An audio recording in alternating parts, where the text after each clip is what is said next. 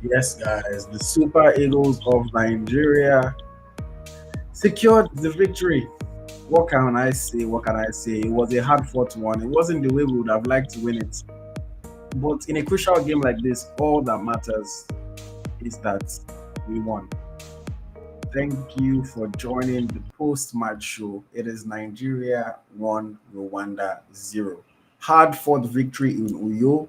But again, all that matters is that we got the victory. My name is Ayoti, and this is Eagle Striker, the home of Nigerian football. Towala Asharu Kodare came off the bench at halftime and then scored the winner for the Super Eagles of Nigeria. It's tea time once again for the Super Eagles. 2 goals in 5 matches. The boy is leaving a good account for himself so far. So far. I'm happy for him. This was a very, very crucial win. And if you continue to score important goals like this for your country, you are going to be remembered and you are going to be appreciated by the fans. So yes, congratulations to Tolu Asharu for that one. And congratulations to the Super Eagles of Nigeria. As always, I'm going to run through my thoughts throughout the game. I was taking notes, of what I was seeing. I'll run through my thoughts. I'll give my player ratings, and then yes, I'll leave the floor open for anyone that wants to come and join to share their thoughts as well. So the game started with the Super Eagles playing sort of a 4-4-2 formation. We had Rwanda sitting back. They were playing a back three or a back five. You put it that way. Low block. They were letting us play the ball. They were not pressing high at all. They wanted to deal with the threats and allow us to try to cross those balls in because they felt like that was something that they could handle. It will be playing sort of a deep lying role for Nigeria, coming deep to receive the ball, trying to move the ball forward. Um, Onyemaechi had one early dangerous cross that he whipped in. Nothing came of it. Iwobi had an early defense splitting pass to Ademola Lukman. Lukman. Lukman tried to get across into the box. The Rwanda defense dealt with it. And then I think it was in the 8th minute of the game where Osimhen tapped in a Lukman cross, but the goal was ruled out for offside. Now, I have gone to watch the replay of the goal, and to me, if it was offside, it was marginally offside. It looks very, very tight. Very, very tight. Maybe he was offside by a little bit, but we don't have the perfect angle to see it. And of course, we don't have VAR to check it. So that was one that I think Rwanda got away with it. Had we scored that early goal, maybe it would have forced Rwanda to come out a lot earlier, and maybe we could have gone on to score some more goals. But that one was ruled out, and of course, it gave more belief to the Rwandans. Onyeka had one moment in midfield where he was not aware and he gave the ball away cheaply, almost led to a Rwanda counter, which is what they were pretty much trying to do throughout that first half. Playing Indian Onyeka in midfield did not allow us to have any real momentum or creativity in that middle. Ndidi, most of the time was passing the ball back or looking sideways to find Iwobi and giving the ball. There was not much that was happening. Bali got a needless yellow card, in my opinion, getting into a melee with the Rwandan forward. I don't know why, but Bali has those touchy moments where he just makes a silly decision, an unnecessary melee, just something that he could have easily avoided. Got a yellow card there. Bruno also, in the first half had a moment where he found space and he played a terrible cross. That one was very, very bad. To be fair, the ball that Simon gave to him was not the best ball, so it didn't allow him to be able to take the cross first time. So he had to take a touch and then cross it. By the time he was crossing it, the defender was closing him down a little bit. But I still felt like he could have put in a better cross than that. That's the criticism that a lot of people have for Bruno Onyemaechi, that his final ball is just not great. I thought he had 2 dangerous balls in the first half that somebody could or should have gotten on the end of it. They were close to Victor Osimhen, but then he also had some balls that are just like, what on earth is this guy doing? So I hope that is something that he works on. But in that first half, it also felt like everybody was confused. Simon and Lukman were getting in each other's way. Onyemaechi did not know when to overlap, when to wait for Simon to go wide. I don't know what exactly the coach was wanting them to do, but the players clearly did not really know what they were supposed to do. And that first half was so disorganized in terms of our left-hand side. Of course, our right flank was totally non-existent in that first half. Ola was not pushing forward that much. I think maybe they wanted Aino to, stay back a little bit to be able to cover for the inexperienced Benjamin Frederick, should there be a moment where Olaino has to help him out? Which I think there were one or two moments that Olaino actually did help him out in the game. And then of course also maybe potentially covering for Wilfred Ndidi, because Ndidi was pushing forward a little bit into the Rwanda half, and we know that Ndidi does not have the fastest legs to be able to get back should he need to track back. So that is kind of my understanding, my explanation for why maybe in that first half our right flank was just absent and Olaino wasn't getting forward or getting on the ball at all. Everything was trying to go through Lukman and Simon and Oyemechi, and it just was not working. Simon eventually had our first shot on target. It was saved comfortably by Fiacre Ntwari. Iwobi had a shot from distance that tested the goalkeeper. Very good save, and that was our best chance at that point, other than the disallowed goal, of course. We just were not creating any clear chances, and it was a bit worrisome that we were not able to create chances, because I really did think that we would create chances in this game. Yes, we eventually created in the second half. I'll get to that. But as of the first half, we were just not creating any clear chances. There was one counter that Rwanda had, and I know did very well to win a very important one-on-one duel where he shouldered the guy and told the other guy to go to the gym. Was able to get that ball, because had I not lost that duel, the player would probably have been one-on-one with Stanley Wabali, and anything can happen in that kind of moment. Lukman also, towards the end of the first half, played one beautiful ball that was about to hit Cyril Dessers. Of course, at this point, Cyril Dessers had come on to replace the injured Victor Osimhen. Now, talking about Osimhen very quickly, I really, really do hope that it is not a serious injury. After he got that knock, he tried to soldier on. He tried to keep playing, but unfortunately, he couldn't. And if Osimhen has to leave the game for an injury in the first half, then you know that it is something that is really bad that he cannot sustain or he cannot deal with. Let them ice his leg. Let them put him inside bubble wrap. We're going to need him against South Africa. So I really do hope that Osimhen's injury is nothing for us to be concerned about. Does that mean that we don't have good enough players on the bench? No, we have good options. Like one of them scored the winner today. But of course, we know that Osimhen puts the fear of God in defenders. And just his quality, what he brings to the field, no other player can match. So I really, really do hope that Victor Osimhen's injury is not serious and he'll be back for the next game. But yes, Cyril Dessers came on. Lukman played that ball that almost found Dessers, but it was very good defending by the Rwandan defender. And yeah, that one went begging. And then towards the end of the game, I think the last notable action of the first half, Stanley Nwabali just trying to start a counter-attack, completely shoved the Rwandan player to the ground.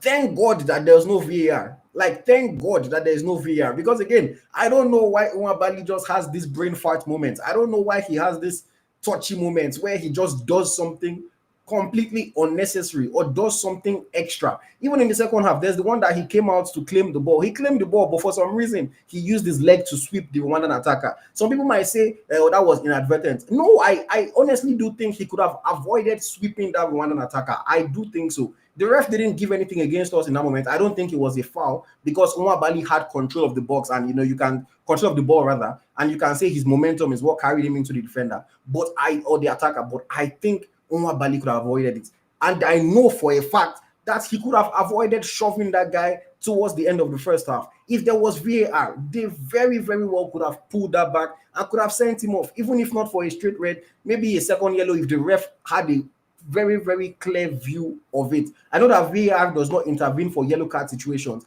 but in that case, when you give the ref a decision to make, anything can happen. And Stanley, I know that you don't feel any competition in the team right now because the other two goalkeepers, there's almost no chance that they play ahead of you.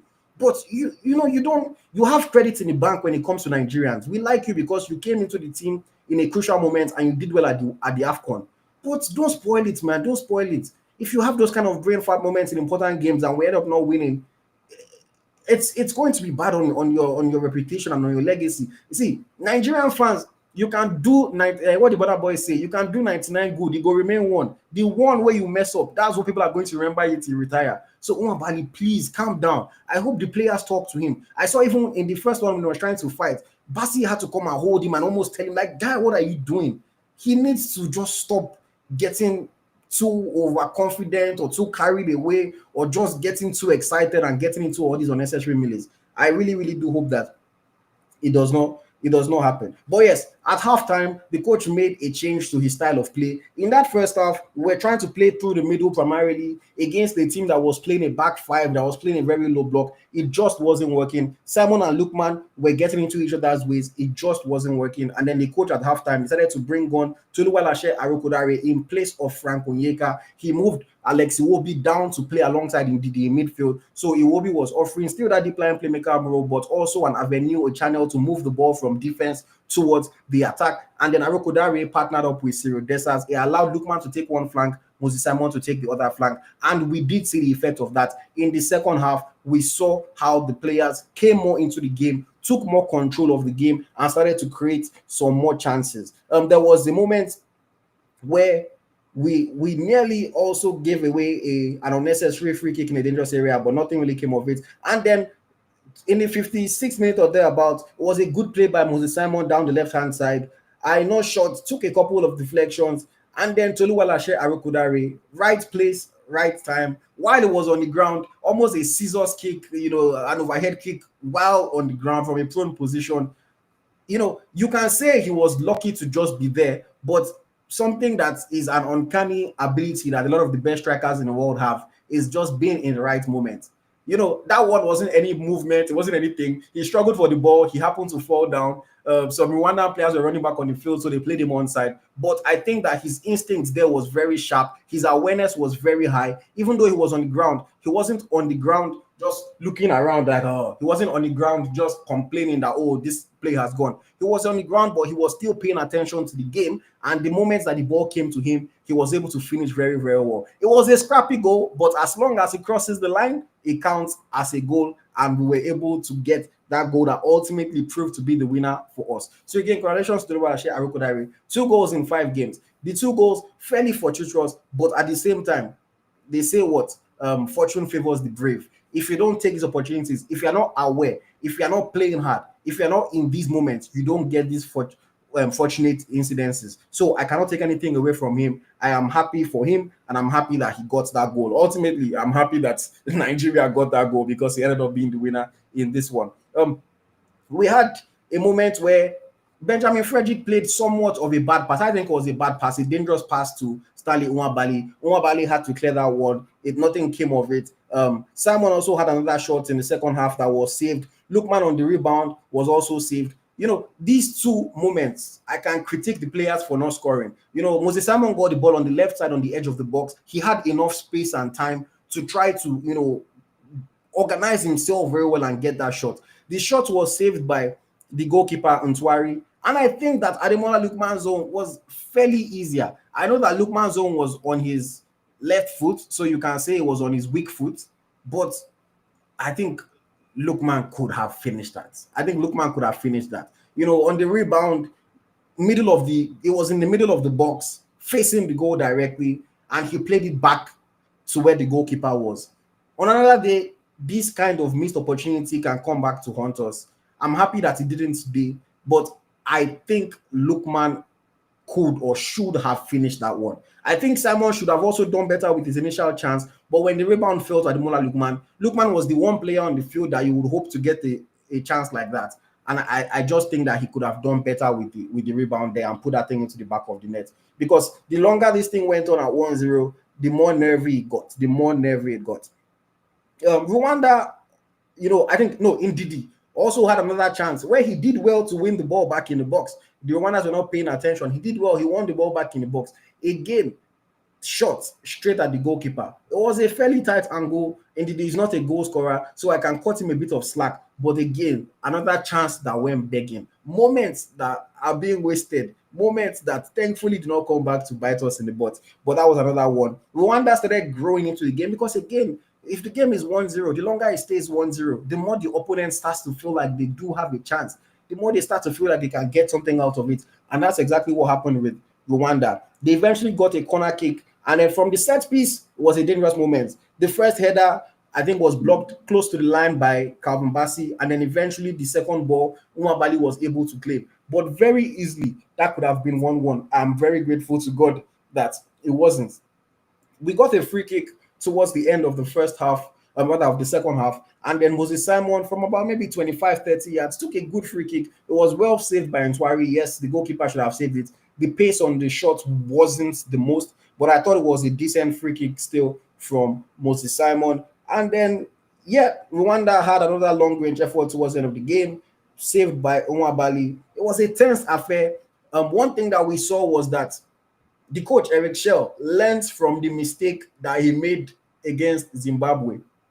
Towards the end of this game, I think by the 80th minute, he made some changes. He brought on William Troost-Ekong, who a lot of people were surprised did not start the game. He also brought on Bright Osai Samuel, and he switched to a back three or a back five to be able to control the Rwandans and to see out the game. Remember against Zimbabwe, he was bringing on attackers towards the end of the match, and then eventually went and conceded. So I'm happy that he learned his lesson. He knew that this game was a must-win game, and you rather take 1-0 and know that you need to improve than to try to score more and then eventually you go and concede a goal. So a good decision there towards the end of the game, and then we're able to see it out. There was one ball that Benjamin played to Arokodare, beautiful first touch by Arokodare. It was unfortunately offside. There was a beautiful pass by Benjamin Frederick as well. A little bit of what he can do, and the big reason why I think he actually started ahead of William Troost-Ekong, his ball playing ability, because he's more accurate with those passes than William Troost-Ekong. Ekong is just not a very good passer of the ball, other than the simple short sideways and 10-meter forward passes. So yes, that is how the game went, and that is how the Super Eagles of Nigeria were able to see out the 1-0 win. Now it is time for me to give my player ratings. But before I do, I want to appeal to you guys that are watching me. Please hit the like button, guys. We have over 900 people, almost 1,000 people watching, and only about 70 people have liked the video. Come on, guys, please just take 1 second. It costs you absolutely nothing. You're not going to lose anything. No money is going to leave your bank account. Just hit the like button. If you're watching on your phone, it's very easy. If you're on your computer, it's easy. And even if you're on your TV, you can use your remote to like the video. It costs you nothing. It takes 1 second, but it does a world of good for the channel. So guys, please support us. Hit the like button. Please just take a moment to hit the like button. And if you're not already subscribed to the channel, please subscribe. What are you waiting for? We put out high quality content, interviews, debates. We have a weekly show that we do talking about everything happening in Nigerian football. If you care about Nigerian football, you need to be subscribed to Eagles Tracker. So please subscribe to the channel if you're not already. And if you want to support the effort, if you want me to highlight your comment on the screen, if you have a question that you want to ask, if you have a statement you want to make, please send your comment with a super chat. That way I can put your comment on the screen and we can talk about anything that you want us to talk about. So please, if you want to support the channel, if you want to ask a question, or you want me to take your comment or your opinion, send it with a super chat. But at the very, very least, please hit the like button and support the channel. And subscribe. Thank you, guys. Thank you. I see more people liking the video. I appreciate you guys. Thank you. Okay, let us get into my match ratings. Stanley Nwabali in goal. When he had to make saves, he made saves. Even though there was nothing too threatening, he made the saves. He was there. But the unnecessary yellow card that he got, I don't know what he was thinking. The unnecessary almost red card that he got, I don't know what he was thinking. I'm going to give Nwabali a 6 out of 10. He didn't do anything wrong, but he also didn't stand out. And on another day, another referee, potential for there to be a VAR check, he could have cost us in this match. So I'm going to give him a 6 out of 10. I think that's an average rating, 6 out of 10. Bruno Oyemechi started on the left side. Oyemechi was not the best, with his deliveries, but I also think that he put in a few good balls into the box that we could have had somebody do something with if they were in the right position. Dangerous balls that any touch could have sent towards the goal. I'm going to give Bruno a 6.5 out of 10. Defensively, I don't think that he had too much work to do, but going forward, he was average at best. I'll give him a 6.5 out of 10. Calvin Bassey playing on the left side of the defense, of the center backs. Calvin Bassey, I thought, was good today. The moment where he had to show up, where he had to duel against his attackers, he did very, very well. I don't think that Bassey particularly put a foot wrong in this match. At least from what I saw, I was very happy with his efforts. I'm going to give Bassey a 7 out of 10 in this game. 7, good rating. You didn't stand out, but good rating, didn't do anything wrong. Bassey gets, for me, a 7 out of 10. His center-back pairing was Benjamin Frederick. Only his second match for the Super Eagles of Nigeria. In this match, I thought Frederick did quite well. I thought he was very calm, composed on the ball. He didn't have too much to do from a defensive point of view. I think there were only 2 moments where he actually had to make defensive actions. Throughout the game, it was, Nigeria had possession. It was more about him just doing the simple things right. And as a young player, That is something that I appreciate. Don't overdo. Don't try to be the star of the show. Don't try to be the one that wants to take over the game. Just do the simple things right. When you see the pass, play the pass. If it looks dangerous, don't do it. Give your more experienced senior players. Gradually, you will become used to this thing, and then he would eventually grow into a role where he can, be a key figure in our defense. But for now, as a newcomer, I thought he did well, doing the simple things, moving the ball very well, didn't put a foot wrong, didn't make any mistakes, other than the one pass that he played to Nwabali that was a little bit dangerous. Nwabali dealt with it. So just that one that I felt like was a little bit dangerous. I'm going to give Benjamin Frederick a 7.5 in this game. I was happy with him. In fact, I think that Frederick's performance in today's match was better than his performance at the Unity Cup. Because the Unity Cup, I thought that his game reading wasn't too good, But in that game, he also had more defensive actions that he needed to take than in today's match. I think this was the better of his two matches for Nigeria so far. Of course, if you guys watch me, if you guys listen to me, you know that I've questioned his inclusion in the past because I don't think that his career has done anything to earn a Super Eagles opportunity. But one thing about life is whether or not you deserve an opportunity, whether or not you've earned an opportunity, if you get that chance, you have to take that chance. And I think that Benjamin Frederick is taking his chance so far. The jury is still up in the air about how he would do against a quality team. It will be interesting to see if he plays against South Africa.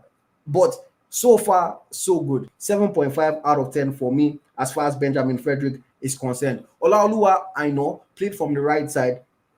In the first half, I know wasn't really in the game, to be honest. We had most of the possession. It was going towards the left side. He was just there. He cleaned up when he had to clean up. He didn't really make any mistakes or do anything wrong. In the second half, he came into the game a little bit more. I thought he showed up when he needed to show up. I don't have too much to say about him and his performance in today's game. So I'm just going to go ahead and give Ola a 7 out of 10. I think it was a steady Eddie, or maybe I'll give him a 6.5. 6.5 or 7, I'm up in the air. I think it was a steady Eddie performance. Did well, nothing for us to complain about.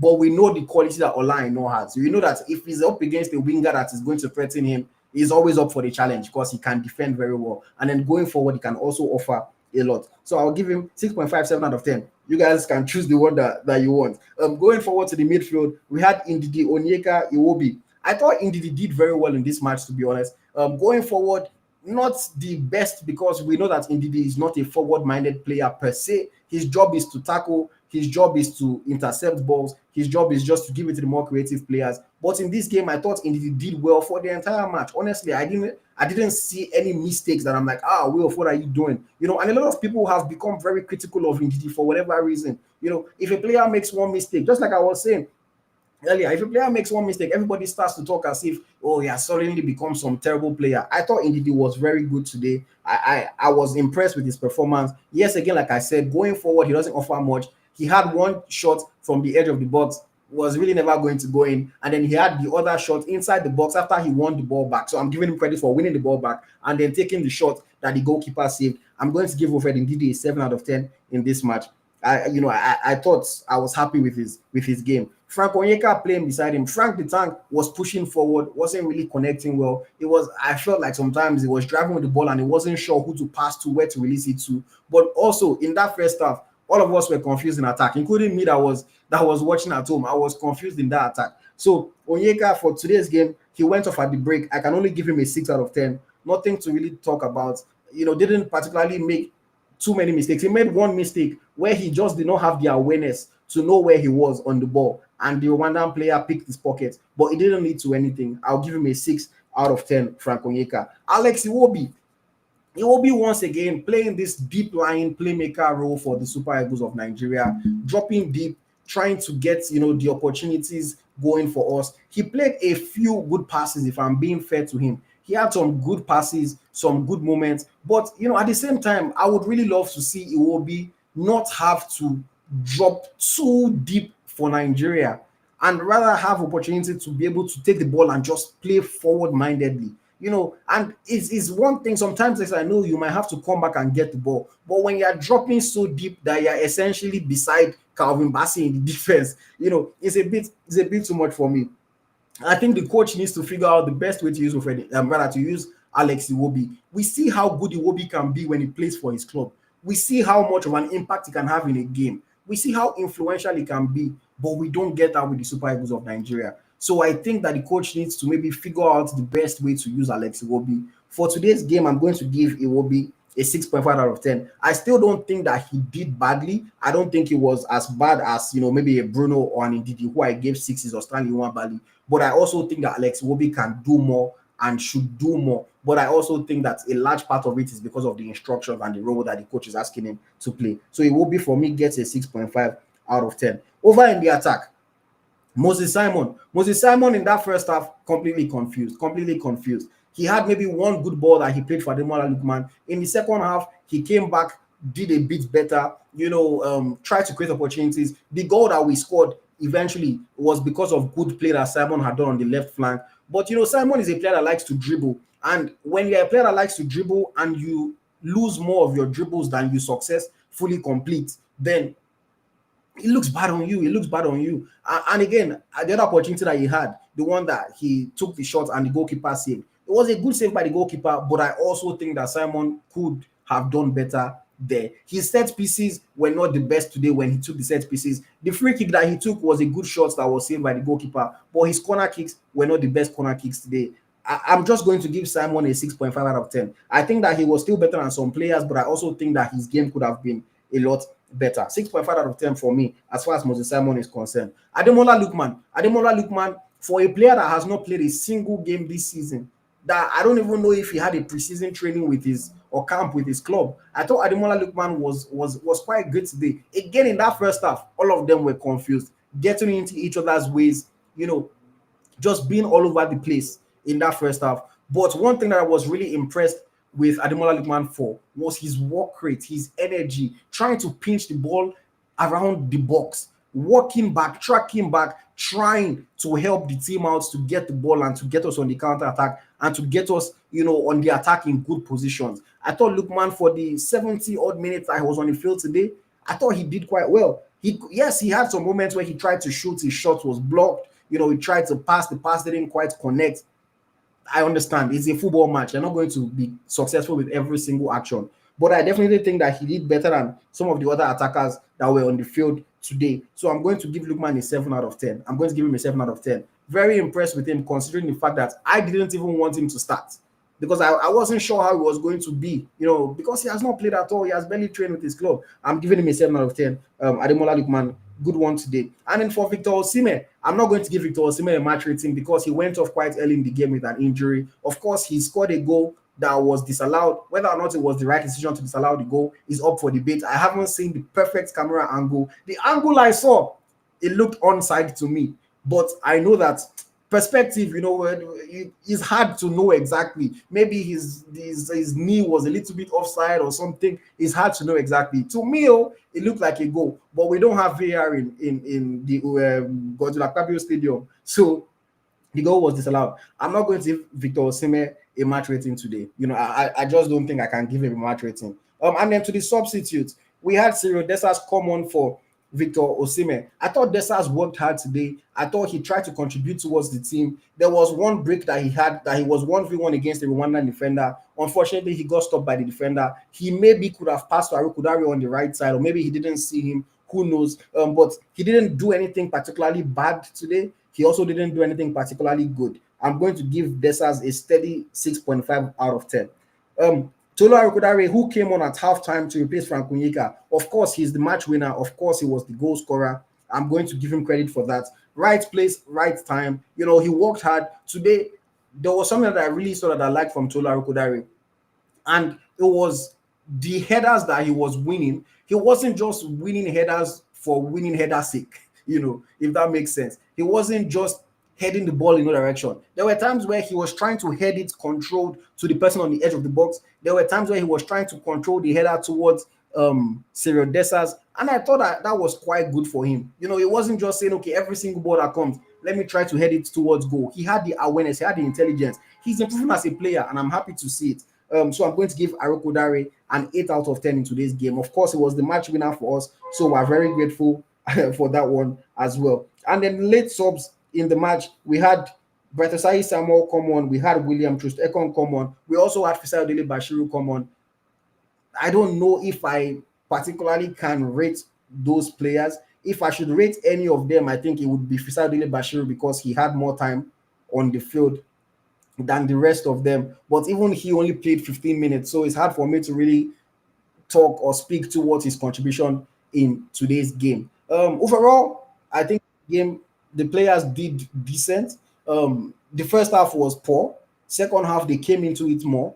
The longer it stayed 1-0, the more Rwanda grew into the game. It became a nervy affair. But ultimately, 3 points, that's all that matters. We needed to win. We won the game. For Eric Shell, I'm going to give Eric Shell a 6/10 today. That's my match rate for Eric Shell. I think he got his setup wrong in the first half, but he was smart enough to realize that he was getting it wrong and then make changes at halftime, which made the team grow into the game, made the team to create more chances, and made the team to do better. Eric Shell put the ball into the net for us. We had enough moments to score the second or the third goal.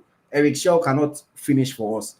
I think he could have done better, but I don't think it was particularly bad. He learned his mistake. And again, particularly towards the end of the game, he did not go and tell, oh yeah, Uche, come on. Oh yeah, this other person, come on. Come and score a second goal. He realized this is a must-win game. I am winning 1-0. Let me just take this 1-0 to the bank. Let me go home with it, and I'll live to fight another day. We play South Africa on Tuesday. These 3 points very important. The coach of South Africa was already talking about how they want to qualify for the World Cup on Tuesday. That's what South Africa is planning. They say they want to qualify by Tuesday. So we have to go there and spoil the party. We have to go to Bloemfontein and spoil the party. Eric Shell gets a 6/10 for me today. So there you have it. My player of the match for today's game, I'm going to give it to Tola Rukudare. Scored the winner, had a good contribution coming off the bench, worked really hard. Tolu gets my player of the match for today's game. Let me know, you guys, who is your player of the match? Who impressed you the most? Who were you happy with their performance? And I won't say my own. I don't know what to call it, but the person that they need to go and knock his head one or two is Stanley Nwabali. Because, bro, I don't know why you are trying to fight. I don't know why you are shoving people. I don't know why you are being extra. You are a good goalkeeper. Do your work. Do your work. And just leave the rest. No need to be getting into fights. No need to be doing all these unnecessary theatrics, unnecessary things that you do sometimes. Just do your work. You are a good goalkeeper. You know how to save balls. Do your work. It's as simple as that. Because if he goes to South Africa, the South Africans know him. They are familiar with him because he plays in their league. The crowd will be against him. This one, you have a crowd in Uyo that is for you. In South Africa, they will be trying to, instigate. They will be trying to get into your head. They will be trying to annoy you. And if you let yourself to get annoyed very easily, you can either go and do something silly that gets you sent off, or you can just lose concentration and then make a mistake. When the whole crowd is oohing and eyeing when the ball is coming towards you, when they are booing you, things like that. For me, I think Omar Bali deserves just one small conk on the head just for what he was doing today. And then everything will be all right from there. I'm happy with the boys. I pray to God that Victor Osimhen's injury is nothing serious. They should soak him inside ice for this night. He should just sleep inside ice. Let his leg be fine. And then he doesn't even need to train for Tuesday. Honestly, he does not need to train. They should just soak him in ice, massage him, bubble wrap him, fly him to South Africa, and then let him go and deliver a performance for us there. Ultimately, I am happy that we won this game. I am very, very happy. Very, very crucial victory for us. Hope Day. Shout out to my people at Football Fans Tribe. I saw them on TV holding their shirt. Hope Day. We have to believe until it is over. It is not over until it is over. And as far as, what does it say? Where there is a will, there is a way. We still have the will to qualify for this World Cup. So there is a way that will qualify, whether by hook or by crook. Yes, I know that we are pressing calculator. Okay, if South Africa lose 3 points, if this one, that will happen. Look, no shame for the shameless. We have already reached the shameless points. Yes, I'm calculating. Yes, I'm praying for them to deduct 3 points. That will not concern me. All I want to do is I want to qualify for the World Cup. I want to watch my team play at the World Cup. I want Victor Osimhen to go to the World Cup. I want Iwobi. Yeah, I want Lookman. I want all these players to play at the World Cup. I'm shameless at this point. Whether we have to go and stand in front of FIFA office in Zurich for them to deduct the 3 points, they must deduct those 3 points. Whether they do it now or they do it in October, I don't care. That's it. If you want to share your thoughts, if you want to join the stream, if you want to give me your opinions, the link has been posted. Please make sure that you're fully clothed. some people like to come here shirtless. I don't know who wants to see your body. Make sure that you are fully clothed. Please make sure that you have a good enough camera that we can see your face. The lighting is good. And of course, I would like to hear what you thought, or what, how you're feeling after today's 1-0 victory over Rwanda. The link has been posted. And of course, guys, please, please, please, if you are watching and you haven't liked this video yet, do me that small favor that goes a big way for me. Just hit the like button, hit the like button. And if you are one of the people that is watching that has not subscribed to the channel, because about 60% of people that are watching are not subscribed. If you are one of the people that is watching and are not subscribed, Joe, I don't know what please is. Undo, please like this video, subscribe to the channel. We have more content coming ahead of the South Africa game, after the South Africa game, and throughout the season. Please, Undo, Joe, like, subscribe. Thank you very much, guys. Okay, let me bring on people to share their thoughts. The link has been posted. You're welcome to join me.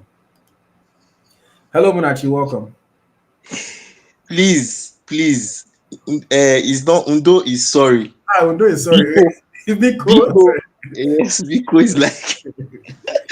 All right, good evening from here, Ayoti. Good evening. Yeah, so I looked at the game. I was watching the game, and I was really shocked at the first half showing.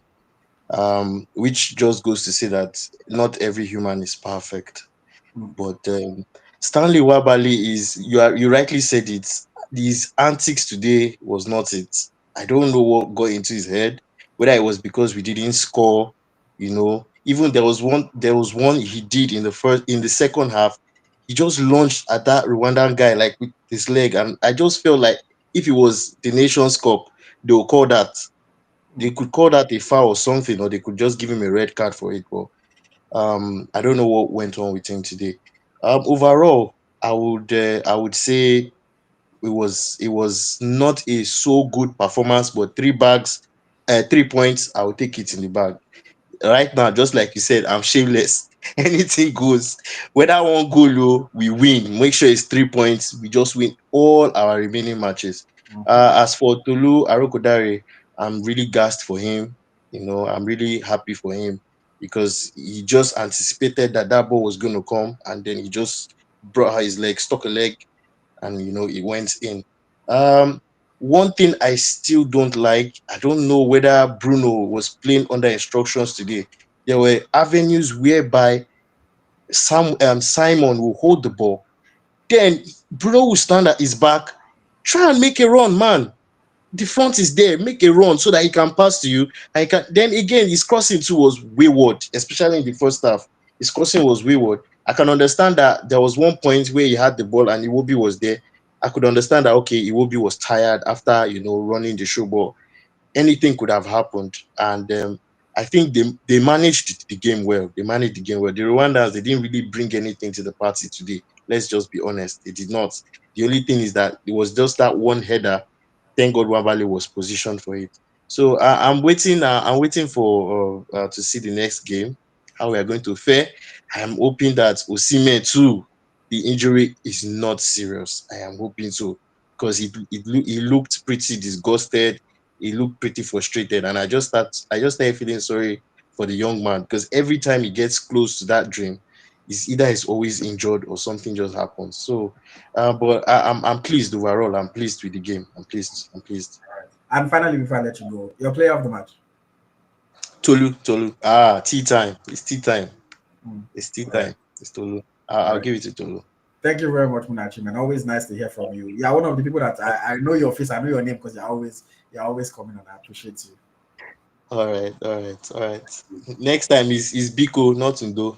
Sorry, be cool. I'm doing sorry. Now I've learned. My apologies. All So right yeah, then. Thank thank you. you very much. Uh, All right. so yes, guys, like Munachi just taught me. Biko, go and subscribe to the channel if you're not subscribed. Biko, like the video if you've not liked it already. Sam, you're another face and name that I know. Thank you for joining me once again. Ayoti, nice to see you again. Only when Super Eagles play, I like calling. So,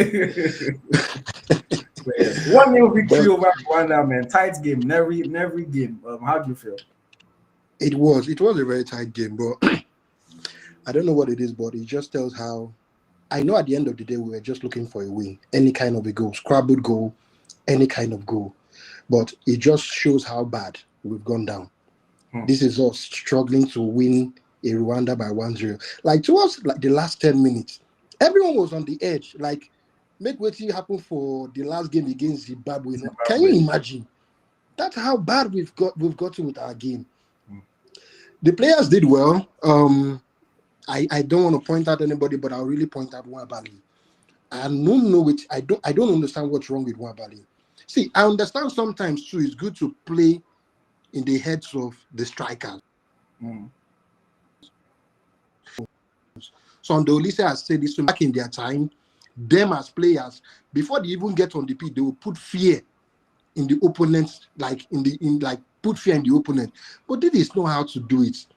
I know he was trying to intimidate the guy for the guys to lose his cool, but going ahead to push him and making some really flimsy fouls. See, we were just lucky today. If it was that, because I heard they changed the referee. If it was that Libya referee that they assigned initially, whoa, he would have gotten a red card. All those things, see, they need to call him to order. I don't know if it's overconfidence. You can be the best, but because of your attitude, see, you will just lose your spot. Like with the way he's going, I don't want to be watching Super Eagles game and then I'll be scared. I'd rather prefer an Okoye that will give me peace, do your job and go home, not going there and trying to over-impress. My player of the game, Ndidi. Ndidi did amazing today. Ndidi that I saw against Zimbabwe, Ndidi took ownership, learned his lesson, and the guy was flying for the tackles. Absolute, very massive game he gave me today. He was tackling till the last minute. So I'll give it to Ndidi. We have South Africa game to come up. It's a very tight one. I don't know how we can win South Africa in their home, but again, let's go and soak our chaplet inside holy water or something. All the best to the team. Join us on Monday for the Nigeria FC podcast. Smith Laya and I will talk about how we can beat South Africa. Hopefully, Eric Chair listens. All right. Thank you, Ayoti. Good job. Nice to hear from you. I appreciate it. All right. That was Sam. The whole Nwabali thing, I said it as well. He just needs to be more careful. The wrong referee on the wrong day of VAR, and it can be more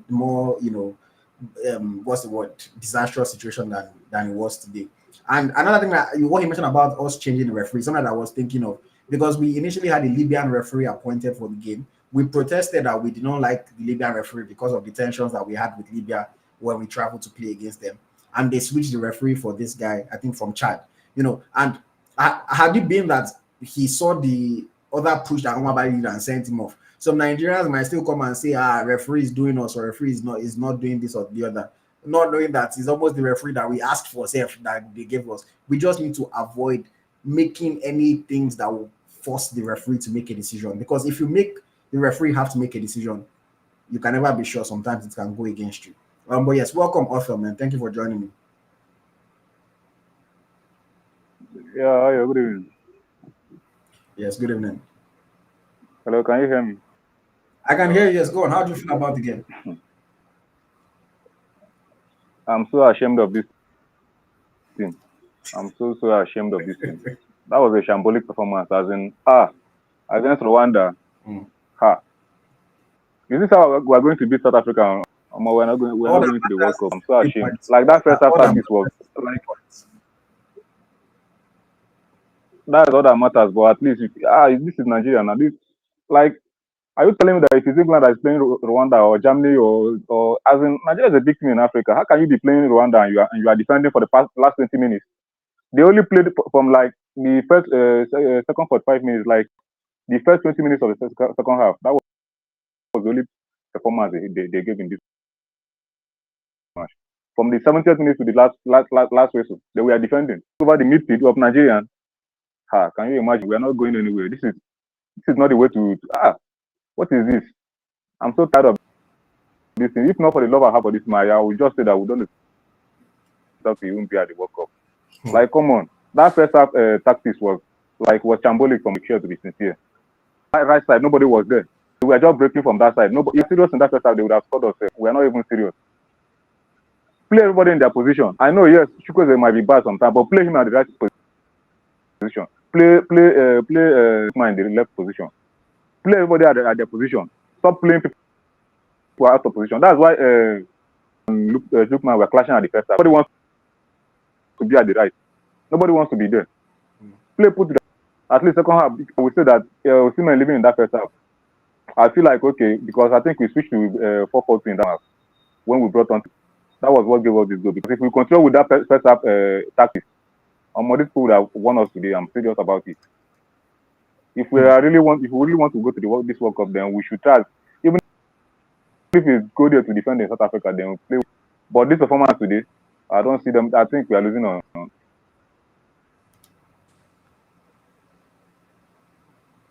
Did I lose you? On Tuesday? And even if we are praying for them to repeat the total 3 points. We are here playing Rwanda.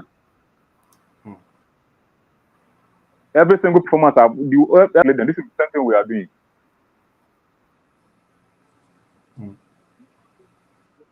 Yes, but you're breaking up, but just wrap up your thoughts. Huh?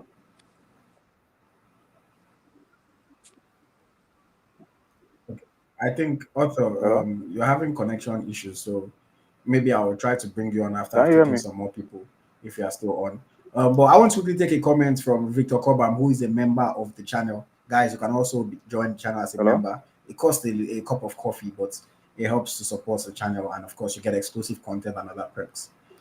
Victor Cobham says, why do people keep underrating this Rwandan team? This team beat Bafana 2-0 in the same World Cup qualifying series. I'll still maintain that Rwanda just may shock South Africa. So, Victor, what I'll just say in response to that is that I personally am not underrating Rwanda, but Nigeria should be levels above Rwanda to the point where we are not necessarily worrying about Rwanda.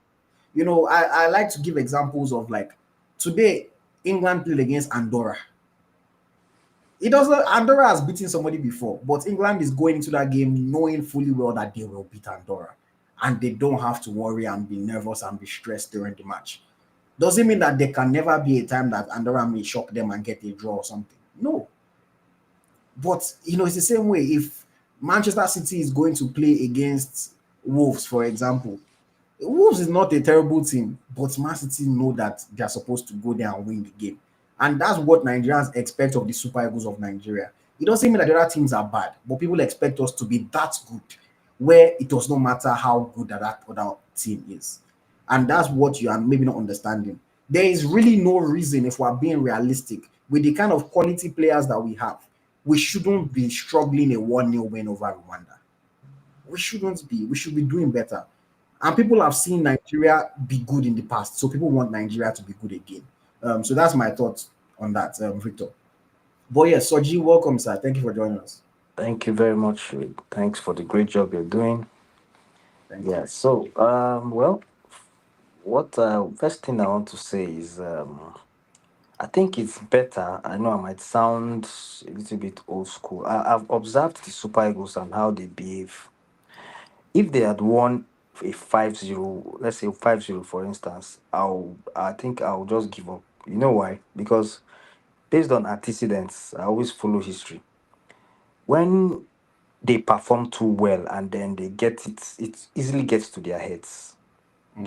And then they end up messing up things. Every time you give them, let me give you an instance. You remember the what was that Nations Cup when they had 9 points from their group when they were beating everybody, and then everything started getting to their heads, and then I don't know what it is with our Super Eagles. Unlike the ladies, it's very easy for them to get carried away. So I just wanted them just to win, even though we knew that a slim win is very winning at 1-0 is always can be very dangerous. So I just wanted them to have that win and know that they have a lot of work to do.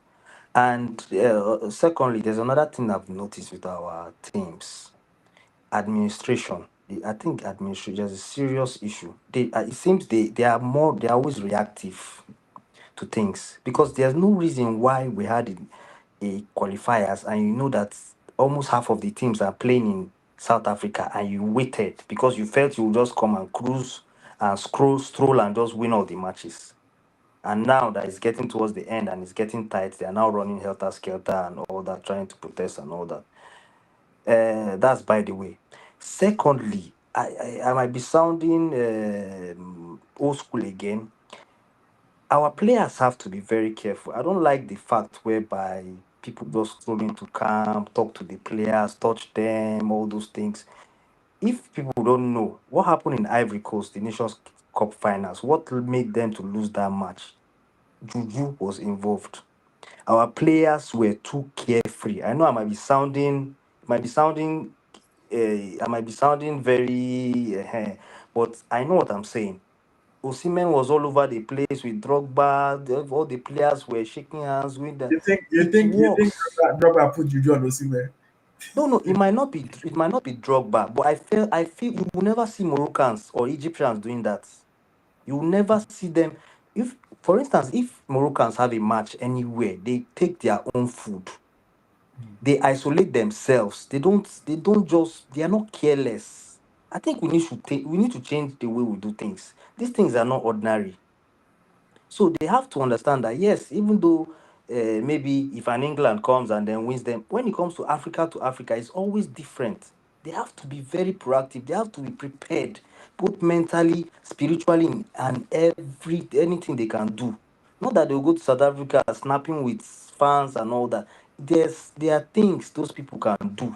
If you watch South African football too, they do a lot of things, and it works sometimes. Might not work every time, but it works. Okay, okay. So this is like off field. I'm just talking about off field Yeah. tactics. It's not just what happens on the field. They have to be very serious. They have to be focused. They have to be unpredictable. And I believe if they do that, I think they'll be able to win. And then I don't know what is this. Lastly, I don't know what is this thing with them always wanting to play one striker in Super Eagles. I don't think it's working.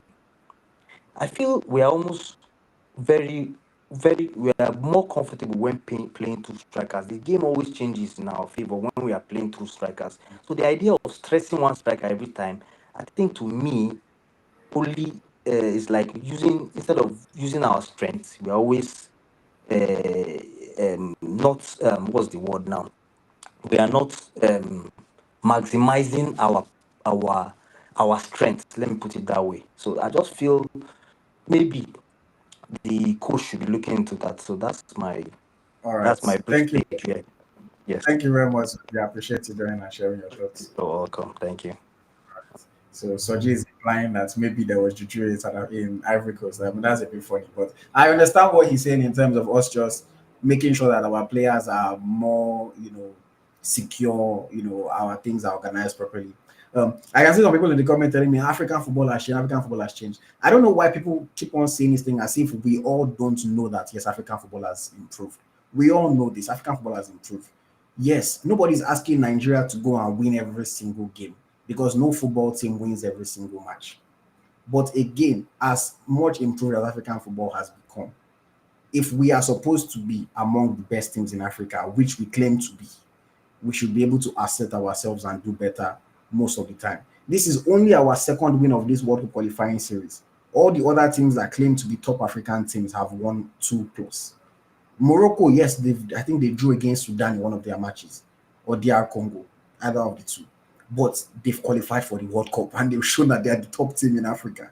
So that's what I'm saying. I'm not saying we should go and flog everybody. I didn't say that we should go and win 5-0, but we can and should be doing better, especially in this World Cup qualifying series. We definitely should be doing better.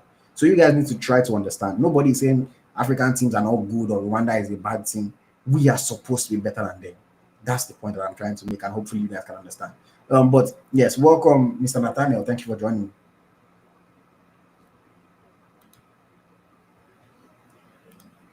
Hello. Can you hear me? Yes, go on. I can hear you. Okay. Thank you so much for having this platform anyway. This is my first time. Huh? Yeah. Thank you for Uh, joining. First time yeah. caller. Okay. There is something I noticed. I might be wrong. Missing from this team. If you remember the USA '94 qualifiers, we played even the World Cup in 1990 when our goalkeeper lost his teeth in Cameroon. I remember Aloyago. The Nigerian Super Eagles had a way. The flair was there. When they are playing, you know this is Super Eagles playing. remember the flair, Daniela Mokachi, Manela Munike, Finidi, and everything. That is completely missing in this team. Something is not right. You know, no matter how you twerk the system and everything, something is not right. Is it the dedication from the players? Yeah, I can understand those old players. Some of them are complaining poverty and this. If these ones are after chasing money with club and everything, a national team is in the background. But something is not quite right. I watch Nigerian team now.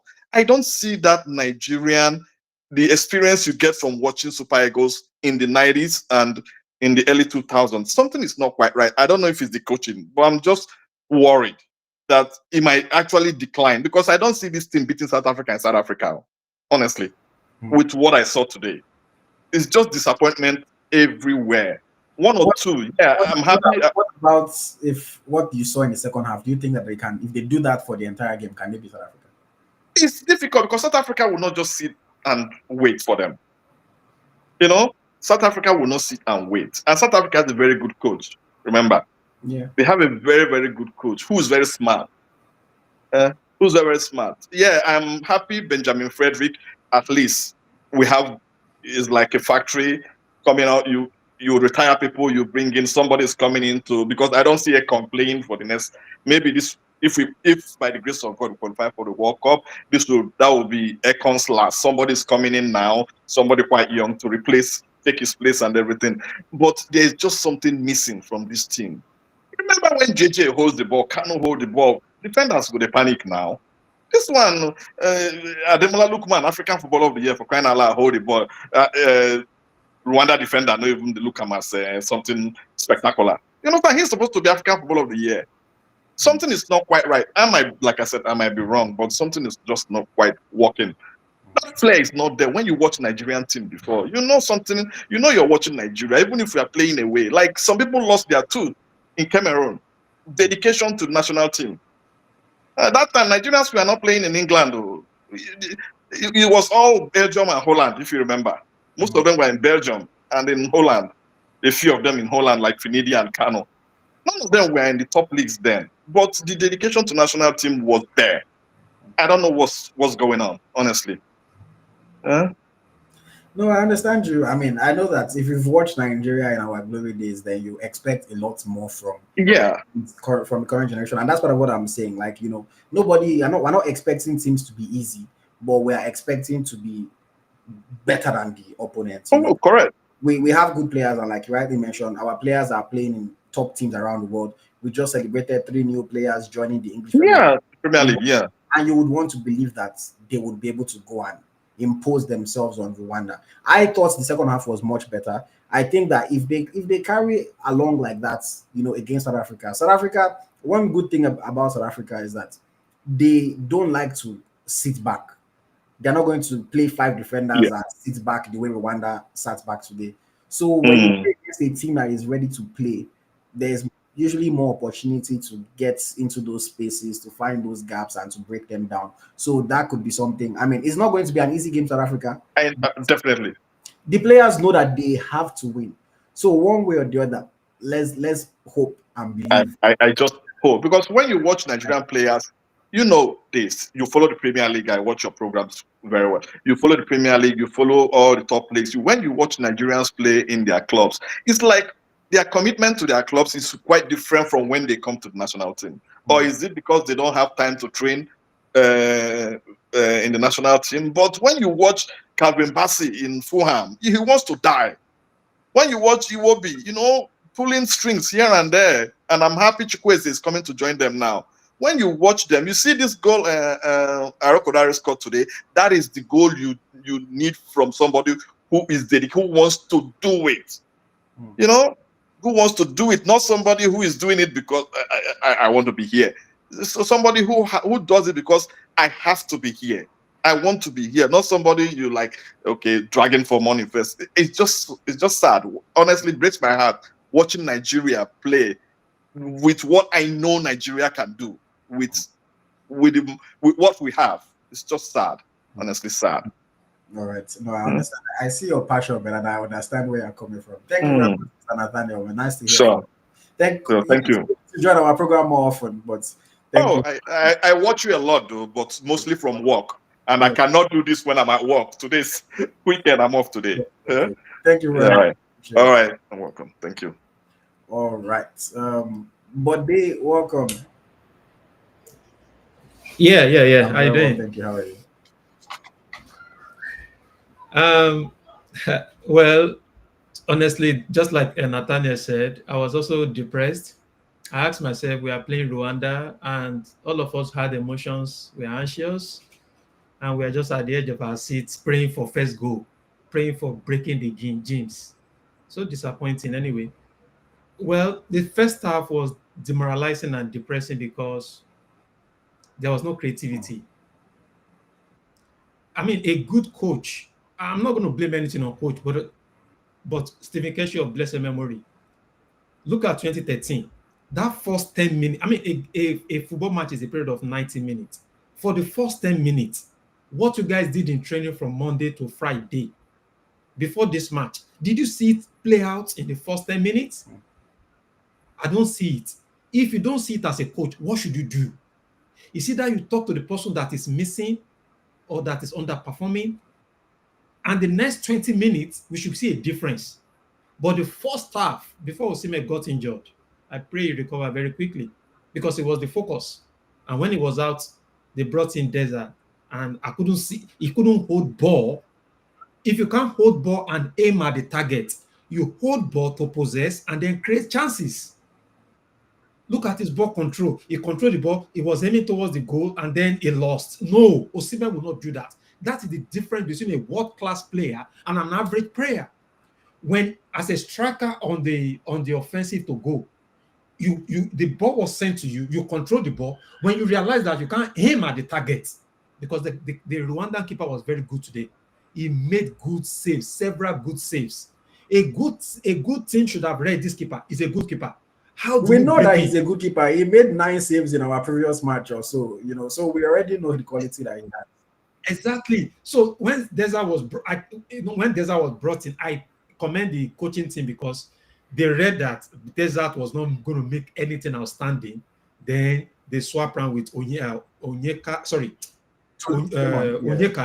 with Tolu, and I'm happy for that timely inclusion of Tolu because I don't see anything why a coach cannot make a substitution even before the end of the first half. Even if before the end of first half, there's nothing stopping a coach from making a substitution. But at least they included him in the beginning of the second half, which was timely because he needed to integrate and settle in and adapt.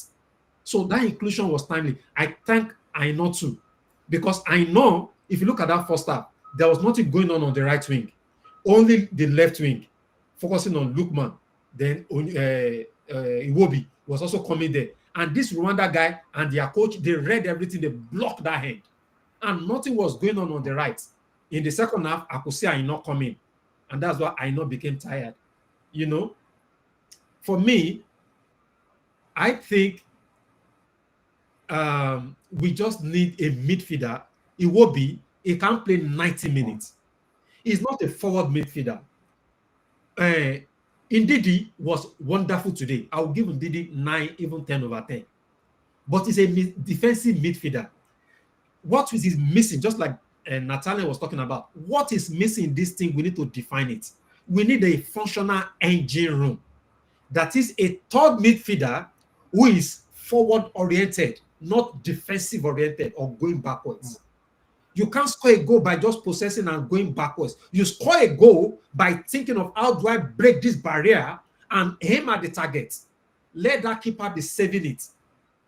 You overwhelm the keeper with target of shots, nodders, and attempt to score goals. Fisayo Dele Bashiru, look at him. He had the chances and then blew over. No, that is highly unexpected. Make sure when you hit the ball, this keeper must save it or you don't shoot at all. Don't just be throwing away ball. They don't come often. They come very rarely. When you see one or two, you create a chance or you aim at the target. If you play like this, you will be on the bench in Europe. You will be on the bench. You understand? For me, if I'm the DICO, who is the head of sports commission in Nigerian government, you need to invite that coach. Eric Shell, invite him and give him a target. Let Eric Shell understand what he's not seeing. As a coach, you open your eyes. You sit him down. I am not a coach. I'm not a footballer. I'm an expert in my field. I'm a tech guy. What is going on in that field? You underperformed today. Rwanda, it should have been 5. Look at South Africa and the other team. Was it not 4-0? That is what they call victory. Look at this one. Until 90 minutes, we were still like, oh, it could be 1-1. It could be 1-1. What is that? Rwanda. No, 2025. Right. So you should be invited to the room. Eric Shell should be invited to the room. Dr. Bode, I can see your passion, but I have to let you go now. Yes, all of us 90 minutes, we can't just treat it off washing rubbish. Thank you. Is this your first time calling in? No, it's not my first time, but yeah, I'm always very busy. Yes, too. Thank you very much. I appreciate you. Thank you. But we are together in North America. Thank you. I'm very passionate. Very passionate. Say it should have been 5. But I understand. The thing is, we had some other chances in the second half, especially that we should have taken or should have done better. But I always say at the same time, the coach is not going to come and tell Simon how to shoot. Or from the rebound, Lookman also could have done better with the shot. So I understand the criticism of the coach because he got it wrong in the first half. But I think he noticed his mistake at halftime, make changes, and the players could have just been better in the second half. But thank God we won. We won. So let's not be too upset. We still won the match. Alex, welcome, sir. Hey, LT, how you doing, my brother? I'm good, man. I'm good. I don't know that game. One of the only thing, like the same thing everybody's saying is Nwabali, man. Happy Potako boy, man. Today Nwabali just they act like weekend, man, like with the pack boy. He won't fight all the time. Look, we don't need all that fighting, man. The theatric, all those drama from the beginning of the game. It started delaying game. There was one ball. He had the ball. He was supposed to just throw the ball to Iwobi. He was running the ball. I know he apologized later to Iwobi, but man, this thing, man, from the beginning of the game, you just can't do this, man. They killed the morality. And Basi keep going. Imagine when he was fighting back, Basi was going in back. Telling, dude, stop, man. Let's play this game. He still wants to fight. I mean, I don't know, man. Okoye, we need Okoye to come back. I don't know. I like him, but this type of thing, man, it can cause problem. If you have another yellow card, is a problem for us. We don't trust. Actually, we don't trust those goalkeepers, you know. But like everybody's saying, Ndidi, one of the best. This is why I like Ndidi from Oyedika. I don't think Oyedika he can command the midfield. He's a good player, but he can't command the midfield. That's why Ndidi is still ahead of him because Ndidi can kind of like, command the midfield a little bit. And I think Ndidi had a good game. Everybody had a good game. Moses Simon is only one side, man. Every time, I think that's why Bruno sometimes doesn't understand him. It's like you hold it, they give you the pass. They use back the back person. They use back the back person. You want to just go. Bruno couldn't understand him sometimes, so he just waits to see what Simon wants to do. And I think, like you said, the coach got it wrong the first half by putting Frank. But he could have switched. For me personally, he could have switched. Take out Simon, move Ademola, because Ademola plays with space. Putting Ademola in the middle doesn't work. They're always crowding him. I think Ademola could have played left, bring Chukwueze to play the right side. But he got it wrong the first half. I think everybody have a good game. Like I said, Simon needs to just change his pattern. That one-sided every time want to change your mind. They already know where you're going all the time. They know you're going to go to the left all the time. Change it. And Suradesa, I like his game because he likes to press. You can see him pressing. He won at least twice the ball. He press. He would like to press. He's a different kind of striker. He's not that like Osimhen and all that stuff. And your boy Tulu too, he was good, but why Tulu the chest ball? They give him all the time now. I was watching. Oh, Tulu. Okay. Yeah, there was one time when the show was like telling him, dude, chest the ball, drop out, let it give somebody. He's a good player, but I think he needs to more controlling the ball when he chests the ball, when he's heading the ball, get a direction. Don't just chest the ball to your opponent. He's a good player. He's learning. I know he's learning. His new English league might get him better. But all in all, we see that they tried. I mean, we don't win. We don't get it 1 point. I saw the South African game. And I was like, yo, this field, they're like one field for Abakaliki, man. I Actually, it's gonna be terrible, but I think we might just win South Africa. Maybe we might beat them, maybe 1 goal or maybe 2-1. But like I said, all the game, everybody was better. Batsy, he tried, all right, and everybody did their thing. But it's only one ball is my problem. Because that thing he's doing, man, might cost us. Like you said, you better this referee, if he's not a good referee, oh, I've seen him in our game like 2, 3 times, man. This referee is not that great of a referee. But one ball just need to change, and maybe we'll see what happens in South African game. Thank you very Hopefully, much. Thank you we very can much. beat them. Appreciate it, man. But Indeed is my man of the Who match. indeed is your man of the match? Okay, no, that's fair. Indeed is my He man did of the well. match. Thank you very much. Yeah. Okay, guys, I have a lot of people that are waiting to speak, so I'm going to have to reduce the time that each person gets now. So if you can make your thoughts concise. Some people are trying to join the room, but there's already too many people in the room that they can't join. So if you are trying to join, just keep clicking the link. When anybody comes down, one spot at least will open up and you'll be able to join. But guys, please 2-3 minutes if you can make your thoughts concise so that we can run through as many people as possible. Thank you very much. I appreciate you guys. And if you still haven't liked the video, Joe, Biko, like the video. If you still haven't subscribed to the channel, please subscribe to the channel. And if you want to support, because we've been doing this while over an hour into the stream, send a super chat, guys. Support the channel, send a super chat, even if it's 1,000 naira, £10, $10, wherever you are. If you have the means, don't give me your rent money, don't give me your school fees. But if you have the means to support the channel and the efforts that we do, guys, please leave a super chat. It will be greatly appreciated. Okay, let's get back to the calls. Let's get back to the contributions. Jeff, you're up. Hey, how you man? How you doing? It's been a long time since I've seen your face on my show. Man, bro, I've been busy, like super busy, man. It's not easy. How you did now? Good job, though. Good job. Thank you. You see, me and you were discussing about Benjamin. I'm going to start with Benjamin. Okay. When a young man step up, I mean, I'm not a good footballer. Maybe you're better than me.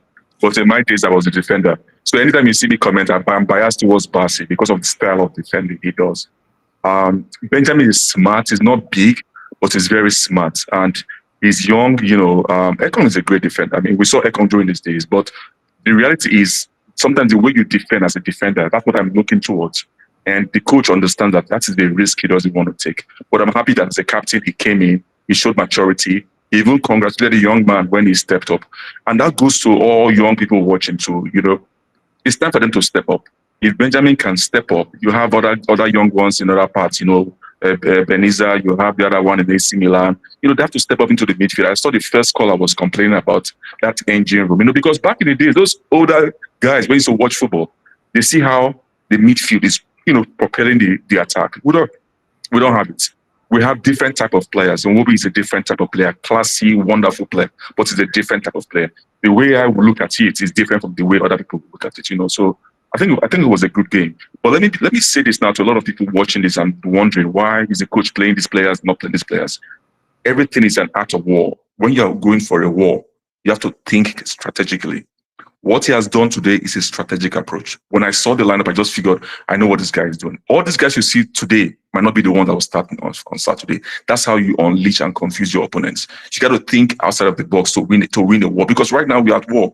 And to go to South Africa to go and win, you can't just repeat the same thing you repeat that you did before. Because now they will watch everybody, they will see their weaknesses, and then they will want to exploit it. And if I'm thinking right, I think that's what he was doing. But besides that, I think everything went well. We'll have 3 points, like you said. We're all begging now, But I think it was a good game. I don't have anything, no complaints. Everybody did their bit. It's for the coach now. It's for the younger ones to step up and begin to replace the aging legs, because we really do have loopholes in that midfield. Players can see. I mean, good coaches can look at that holes and say, okay, if at 8 minutes this person is tired, exploit him. They just run around. They don't stop the ball. They don't stop the tackle. That's why you saw the progressive play from the Rwanda, because nobody's stopping that midfield. That midfield movement. Everybody just running around does not change the game. You have to stop that game from the onset, So hopefully they get it right next time. For me, I would say I would go with you. Toulouse, I mean, he got us a game.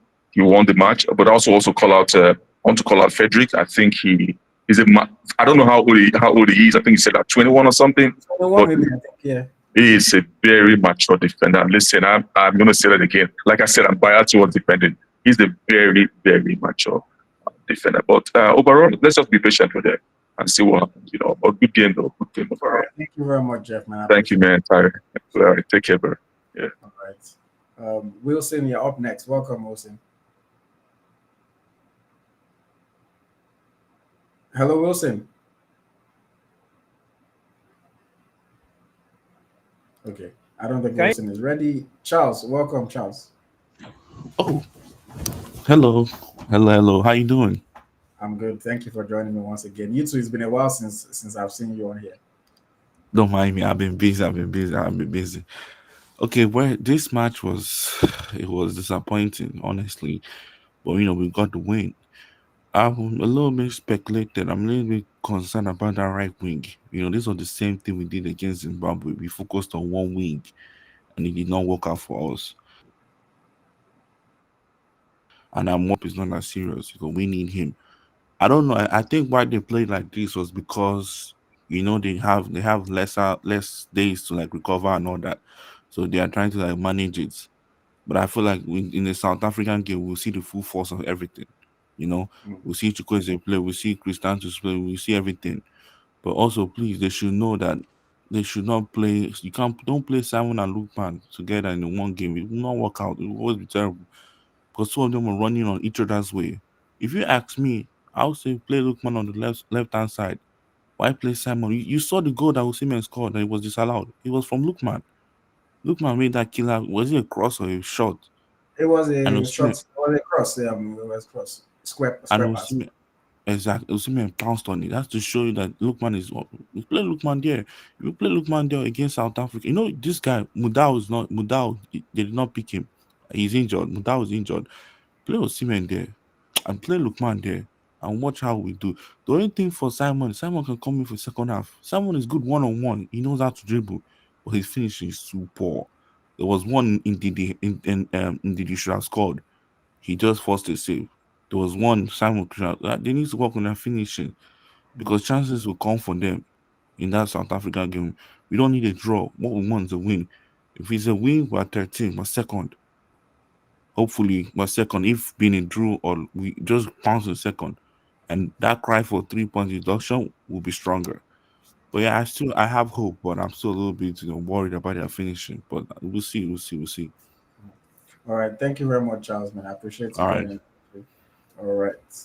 Okay. I want to just say thank you to Alex T for sending the super chat. Much appreciated, guys.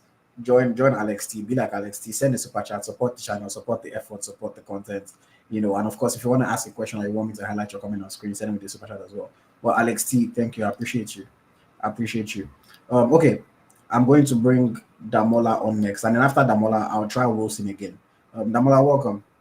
Yeah, thank you. It's good to be on your program again today. Yes, I So remember you. Thank you for joining me again. yes. So about today's game, first of all, I think maybe I'm just a bit different to how people see things when the Super Eagles are playing.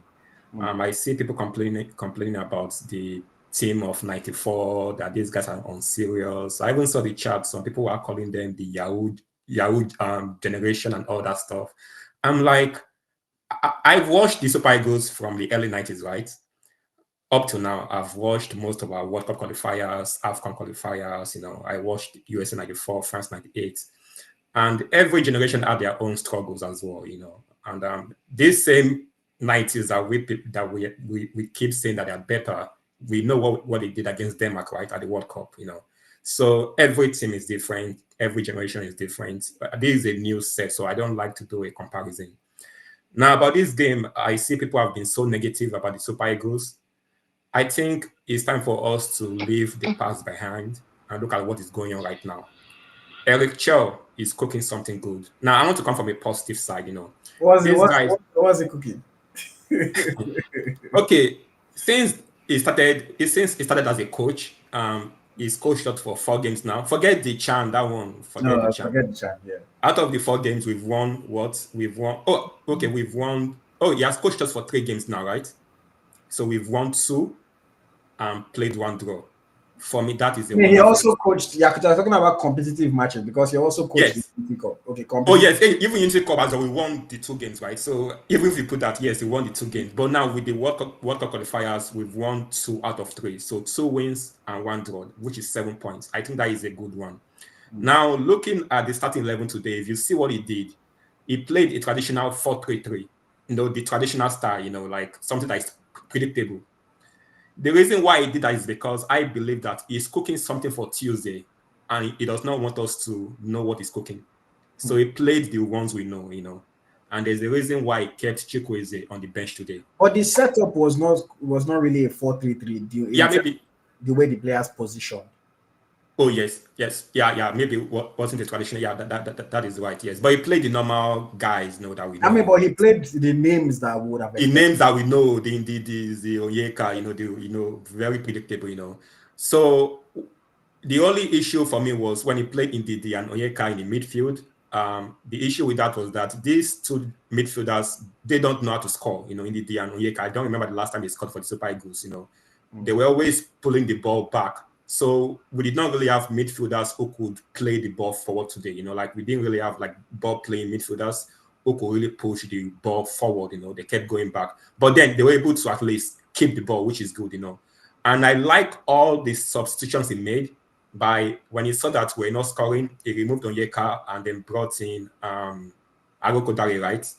And he scored, right, which is good. And then when he saw that Lookman was getting tired because Lookman is not really match fit, he removed him and then he brought in Dele Bashiru. I think his substitution were perfect. I think for those who really watched the match, I think he made the right call at the right time. Yes, he made some mistake in the first half, but we also have to remember that Osimhen was injured. Maybe not even injured. Maybe it was a precautionary, measure. Maybe his club has told. He looked quite in pain. Yeah, maybe yeah. So we don't. Yeah. So but then he removed him, right? And then so that also changed so many things for us. I think the issue we having in the Super Eagles is that we're not able to break teams going forward. That's been our issue. But I think as the coaches, this team is going to probably work on that. I believe that we are cooking something good. Then for the Tuesday game, by the way, one thing, Frederick Benjamin for me is our biggest discovery so far under Erichel. I tell you, the guy is a modern day defender. He's one of those the modern day defenders who they take the ball. Defenders, he carries the ball forward, and he knows how to play this long pass to the strikers. I don't know how he does it. Those are modern day defenders, And I think Erichel made a bold move by benching Ekong and bringing in Benjamin. It reminds me of what Keshi did in 2013, right? When he benched Yobo after the first game, remember? And then he played in a 19-year-old Omeru, remember? Omeru throughout the AFCON, and then we won, right? So I like coaches who are able to make bold decisions, And then if you see what he did again, in the second half, he removed a striker. He removed Dessas. He removed him. Even he brought him in, right, as a substitute. They removed him and brought in Ekong. That is also a bold move. So I believe he's making the right call at the right time. For me personally, I mean, that is my own personal opinion. And I think the beginning is just coming for us. For Tuesday's game, I'm positive that Nigeria is going to defeat Bafana. I'm telling you. And also, we have to know that game management is very important. The jet lag, the flying. So the players that play today, most of them might not start on Tuesday. It's going to be a different formation. I don't want to. I know what. Yes, I know what Eric Chel is going to do on Tuesday, but I'm not going to say it. I'm not going to give it out. But I think the midfield. Do you think the South Africa coach is watching us? I don't know about. I think he's going to play like the midfield. He's going to put like strong midfielders, right? He's going to probably bring in your Dele Bashiru with your Kusantos Uche and all these guys. It's going to be a different formation on Tuesday, and I believe that Nigeria will win. And I'm one of those that believe that Nigeria will qualify for the 2026 World Cup in the US, Mexico, and Canada. I'm so positive, 100%. All right, love it. Thank you very much, Damola. I appreciate you joining us. Thank you. Okay. All right. That's Damola. He's confident that Nigeria is going to win. And of course, today he says Eric Chel is cooking something. So guys, be patient while the chef is in the kitchen. Let's not get too upset or too annoyed by it. Thank you very much for the super chat, Nathaniel. Thank you very much. I appreciate it. Your support goes a long way, guys. Thank you very much. If you have the means, please send us a super chat. It helps us to create content, helps us to keep the channel going, and so much more that we do. So yes, thank you very much, Nathaniel, for that super chat. Okay, I'm going to try Wilson again. Wilson, how are you doing? All right. Ayo, can you hear me? Yes, I can hear you. Yes, thank Okay. you. I won't say you're doing a great job. Thank Very you. quick. I won't waste time. With what I've seen from what I saw in today's match, I'm really impressed. I will say that Nigeria will win South Africa 2-0. Okay, I love the confidence. That's fine. It's not. It's not. It's been a long while since we saw a Super Eagles with a focus. Mm. Before now, we have a situation whereby it's just that people always say 90s, 90s. Some of us that watched 90s when we were much younger. Even 1994 World Cup, we almost didn't qualify. We drew with Algeria. If we hadn't drawn Algeria and they were almost winning us, if we didn't draw Algeria, we wouldn't have gone for 1994 World Cup. So it's easy to say all these things that we say, especially when we are not there. This is a team, and then for the game they played, the guys played. They I mean first half or Rwanda were in their half. The fact that the goals didn't come in didn't mean that they didn't play. It's not as though we were passing the ball around our half and then we're wasting time. So the guys played well. Everyone, as far as I'm concerned, played well. Benjamin Frederick coming in was, when I saw the lineup, I was like, thank God. And then as a coach, of course, you have what you expect your opponent to do. Anyone that knows will know that the Rwandans, they have height and they are physical. So to have started a double four would have been a good start. When he saw that the guys were playing backwards, he moved one and added an extra striker to support what is Cyril. So it's a good everything about the game for me as far as I'm concerned. Just that the only thing is that the goals didn't come as we expected, but a win is a win. Even if it's half zero, is a win. And then if we are playing a team that sat back like this and we're able to score, South Africa will definitely come out and will definitely win them.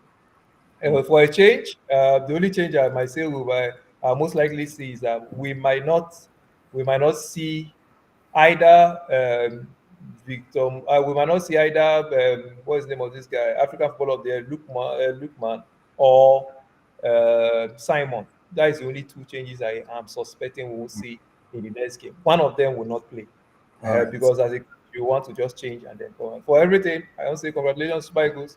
Tuesday, I'll come back to tell you how the 2-0 happened. Thank you. All right. Thank you very much, Wilson. I appreciate you joining. All right. Wilson is very confident. He said he was happy with today's game, and he's sure that we're going to defeat South Africa. So I love that. I love that somebody is feeling that confident when a lot of people are not. Welcome, Kay. Hello, Ayoti. Yes, good evening. Thank Yeah, you for how, joining. how you doing? It's good I'm to good. see you again. Thank you. Yeah. I saw the game. Really, I don't want to complain too much. It's not. I know a lot of people don't.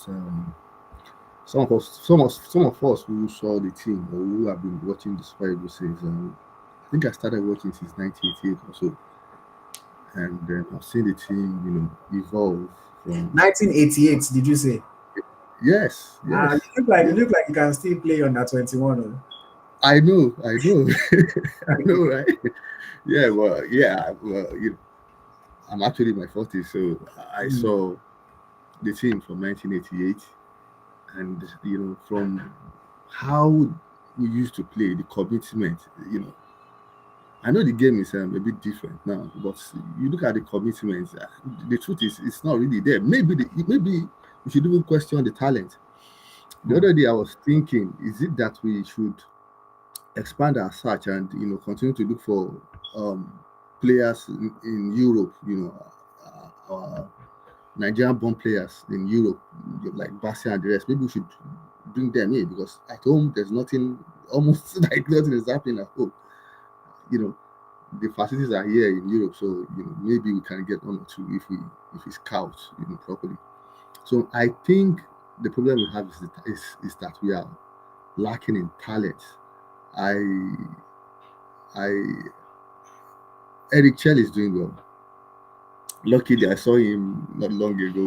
We flew to Africa together not long ago. We were on the chat, and so I had a few moments with him talking about the Super Eagles and all of that. And what he was saying, it was being positive. He was being positive. But I look at the talent we have now. I am just not sure we were able to beat Rwanda. It looks nervy all through. We were able to beat them 1-0 good. We created chances. I just wasn't comfortable with the Rwandans keeping the ball too much. But we were able to get the result out of it. Congratulations to us. And on Tuesday we'll be playing South Africa. We might even win, but the main thing is qualifying to the World Cup in America. Will our wins, the one today and the one on Tuesday, if we get it, would it be enough to even get us out of the situation we have found ourselves now? I don't want to blame Chel. He's got no issues in this matter now. The guys who started the qualification process, made this mess up, and we are in it. We are in it. So how do we now get beyond? How do we now qualify for the World Cup? Because I think South Africa are on 16 now. We are on 10. Yeah, and if we beat them, we will be on 13 points. So if FIFA manages to take the 3 points away from them, that's if it ever happens, we will be level on points, but they would have no goal difference. Yes, they will have no goal difference. No, we'll pass them because if they lose 3 points, they lose 3 goals as well. And if we beat them, that also gives more and then takes away from them. So that's why the game against them is very crucial. Is the head-to-head still applicable? So it's going to be goal difference first. Okay, goal difference first. So Yes. goal difference first before head-to-head. Before head-to-head, yes. Yeah, I let's just take it one after the other. Today was a decent game. Let's see on Tuesday. Hopefully the guys would win the game as well. I think we have some kind of players that we need to bring in. Some people are suggesting that we need more physicality in the midfield, and I think so. We need some new guys. That Chrysanthos guy, I think he can do one or two things. So let's bring in the new guys. Let's see. I like Fredericks too. I like him. I like the way he picks his passes. That's been lacking from the defense to the forward. He picks his passes properly, and so he's good. And I will say something. something. I will say something. Even I praised Benjamin Frederick's performance today. I said I think he did better today than he did at the Unity Cup. The only thing that I will say is that I cannot beat my chest here and say how good he will be against better opponents. In the 2 matches that he has played so far, there's been little to no threat towards our goal where he actually has to defend. He has not really had to defend. He has not had to be running backwards and have a player coming at him, or he has not had to make tackles. He has not had to make interceptions. He has been doing everything right. He has been doing easy, clean jobs so far. But I'm not getting too carried away. Don't get me wrong. I think he's a bright talent. I think he's a good young player. But if he plays against a good striker that comes at him, that pins him down, that tries to take advantage of him, will he be able to do well? I cannot say yes, I cannot say no, because we've not seen it happen. I think I agree with you. I agree with you too. If we have to be sincere, you would see that it's actually not been tested. But that shouldn't undermine his intelligence. There's a way defenders play that you can avoid all of this trouble if you have a good mix. And I think in that case you can't take away his intelligence. He is intelligent enough to read situations before it even happens. Some players can even mess things up. Some younger players who are not that intelligent might mess things up and find themselves in that situations that you were trying to make an example of. So I think it's having him is a positive. I don't want to be carried away like you, but let's hope that the Super Eagles would win their games. Let's hope that FIFA does the right thing to take some points off South Africa.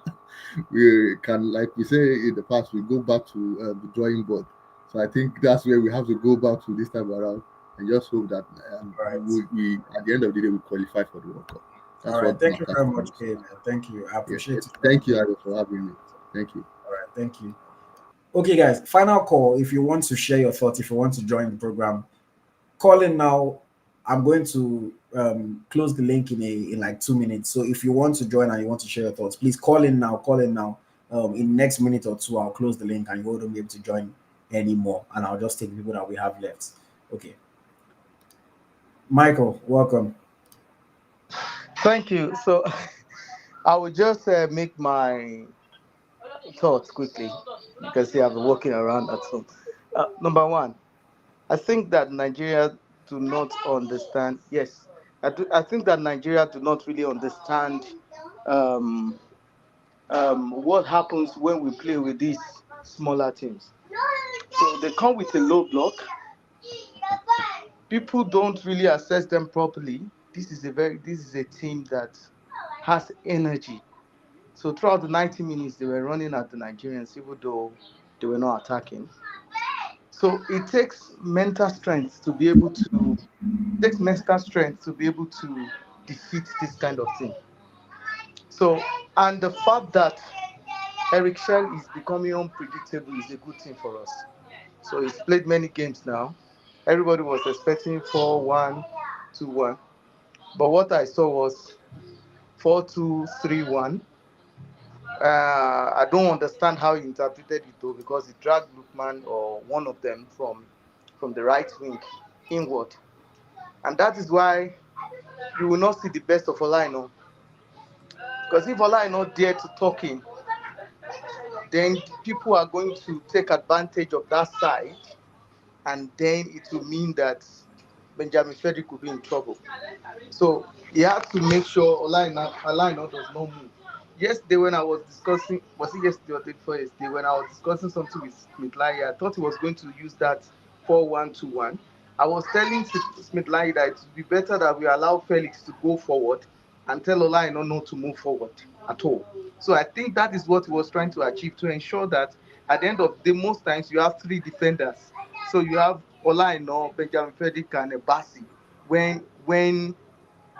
when they are trying to pin us sometimes, so that our back line is not exposed. And this team has come with 5-4-1. Come on, guys.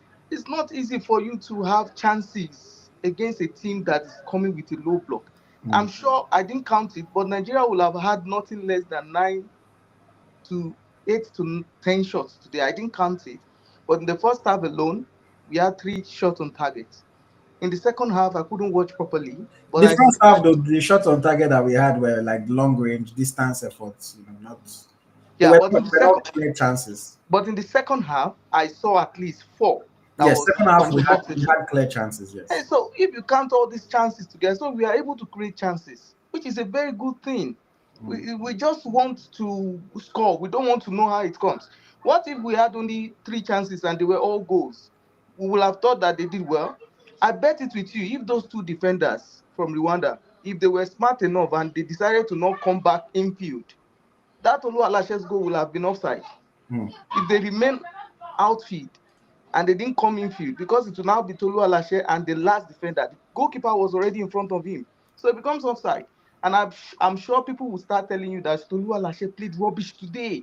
He couldn't trap ball. He couldn't. But because he has scored, oh, he's the best thing after bread and butter. Tactically, we don't understand football. And I'm sorry to say, I also watched 1994 football. Even though I was very young, I didn't understand. But 96, I understood that one very well. I understood the victory. I watched the match against Argentina and all those things. People who keep saying 1994 said blah blah blah. Is England playing the same way they were playing in 94? Is England able to beat people the same way they were beating people in 1994? All these things too, we need to put metrics into them and see if we are progressing. I just think that somehow luck may shine on the side of Nigeria, because if you want to really blame people, Ose Pesero had only 2 points. We had our own Nigerian Guardiola, Nigeria maybe Pep, Mourinho, Finidi. He came there, he had only 1 point. And people are abusing somebody who has played 3 matches and giving you 7 points from 3 matches. 7 points in 3 matches. If you take Chelsea's points, if you take it away from 10, we're still on 3. So people should please calm down. They should calm down very well. He has achieved more than twice the number of points that 2 coaches achieved, and he has played less game, and we are still complaining about him. I don't know what we want. So I think I'm satisfied with what I'm seeing. I don't expect him to do magic wine. If Nigeria was that good, if we were winning all our matches, would we have invited him to come? So if he's coming and he's putting work and we are seeing fruit, how would you play 5 games, excluding Chan, and you have won 4? And we are still saying he doesn't know what he's doing. I think we need to start checking ourselves. We are too if you can allow me to use this English, we are too prideful. If there's any English that is like that, we think too highly of whom we are. That's the truth. We actually think too highly of whom we are. So I'm happy that Chell is doing some things. I'm happy with his unpredictability. He has caused confusion for South African coach for the next game. You don't know if he's going to come with 4-1-2-1-2. You don't know if he's going to come with 4-2-5. You don't know if it is 4-3-3. You don't know what he's going to do. You don't even know if it is 4-3-2-1. Then the last question I have before I go, can we call back Murphy if Osimhen is injured? Is there a rule that allows us to bring Murphy? No. You can't bring anybody into the team now. Oh, that's really painful. Because Murphy will have given us another dynamics if Osimhen will not be able to make the All team. right. All right, thank you. In Tolu we trust. In Tolu we trust. I love Tolu too, and I think that what Chair was trying to tell him about, don't just chest the ball away. He's a professional player. There's a way you slouch back your chest that allows the ball Control to it. rest on you. The ball draws on your body and falls down to your leg. But when you go with your chest pointing forward, you take the ball away from you. So you slouch back, the ball drops on you, and then it comes to your leg easily. I just hope that he plays better. I'm hoping that we are able to win. I think we might be able to beat South Africa because they will come out. I think these wrestlers will have some pocket of space to run into. It's just painful that Chukwueze is not, he's not the guy you can trust. If not, South African game is a game that you have Chukwueze, Deserts, and Ademola in front, and then I can tell you that we will win that game easily because there will be space. If we have somebody who can go at them, thank you, All right. for that. Thank you very much, Michael. I Yeah. appreciate you. All right. Yeah. I mean, Tolu is a young striker. He's still improving. He's still learning. He's obviously not on Victor Osimhen's level yet. But I like what he's done for us so far. I like his tenacity. I like his energy that he's trying to give. He's had some games where he's looked a little bit inexperienced and made some bad decisions, bad headers. Today, I thought he did quite well. So and he scored an important goal. So let's just keep the faith. Keep the faith. Okay. Quick one. Thank you very much, Bode Adetunji, for the super chats. I appreciate your support. Thank you very, very much. Guys, please support the channel. Leave a super chat, like the video, subscribe to the channel. Preferably do all three. But yes, please, guys, the super chats go a long way in terms of helping the channel to run, helping us to create content, helping us to keep doing what we do. So please, if you have the means, leave a super chat. Every amount, 1,000 naira, $5, £5, whatever, everything is appreciated. Okay, thank you very, very much. Let me take the next caller, and then we have three people before we wrap up today. Biodun, welcome, sir. Okay. Thank you, IoT. How are you doing today? Good. I'm very well, thank you. How are you? First time caller, so I need to hear the bell. Thank you.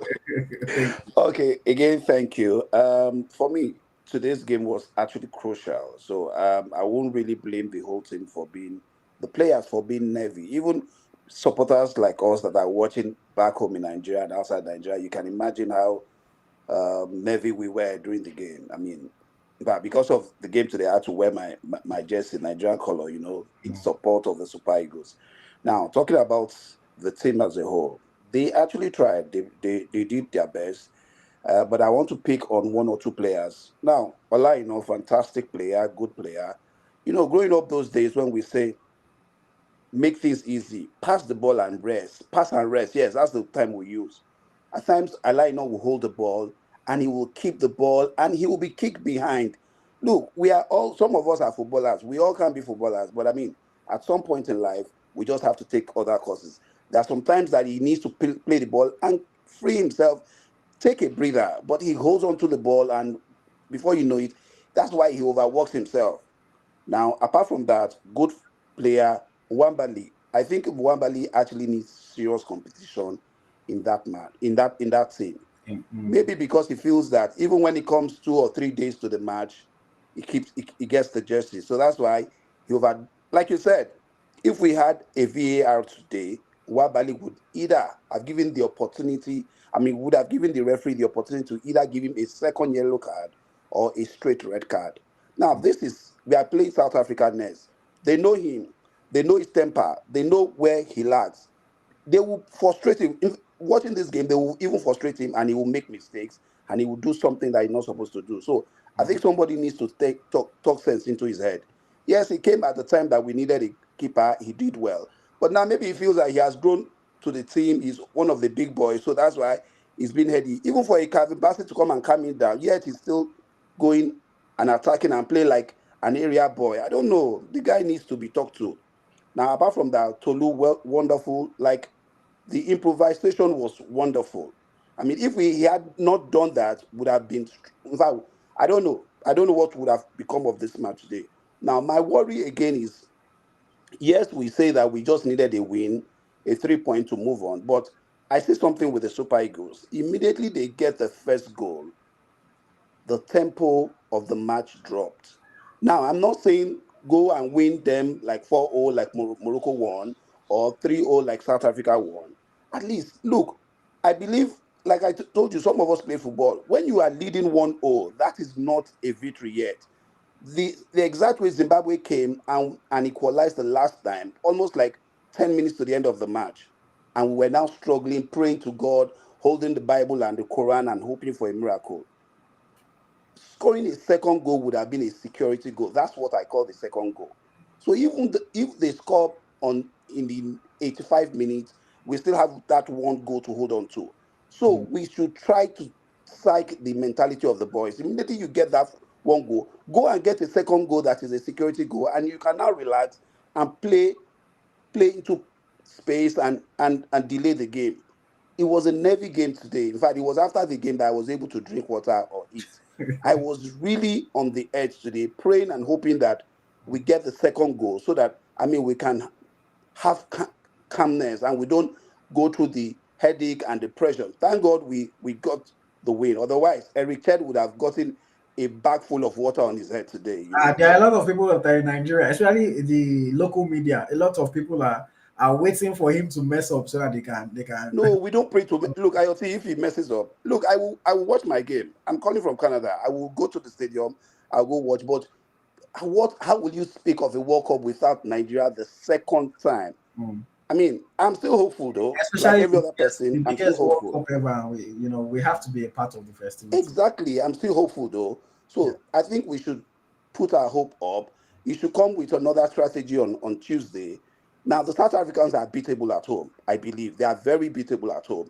I'm sure they too they will be wondering, okay, how I mean, like the coach was saying yesterday, Hugo Bruce, they want to celebrate on Tuesday after beating Nigeria. But I don't think that celebration, we will still drag that celebration for them, or there might not be any celebration at all. So, We I mean, have to, we have you are to go doing a there and good support job, their first. IoT, and this is my comment. And I really hope that on Tuesday we go there, beat them 1 or 2 goals. Now we have 13 points. We'll be hoping that FIFA come up with, I mean, docking them 3 points. Then I really hope we beat them because I don't know what's going to happen. If at the end of the day, if FIFA docks them 3 points and we end up having the same number of points, now is it going to be head to head now or It's is it going going to to be goal be goal difference? difference before head to head.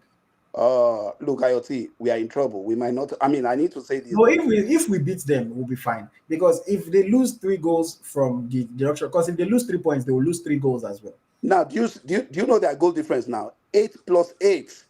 So okay, let me Now let we have +3. let me look at the table.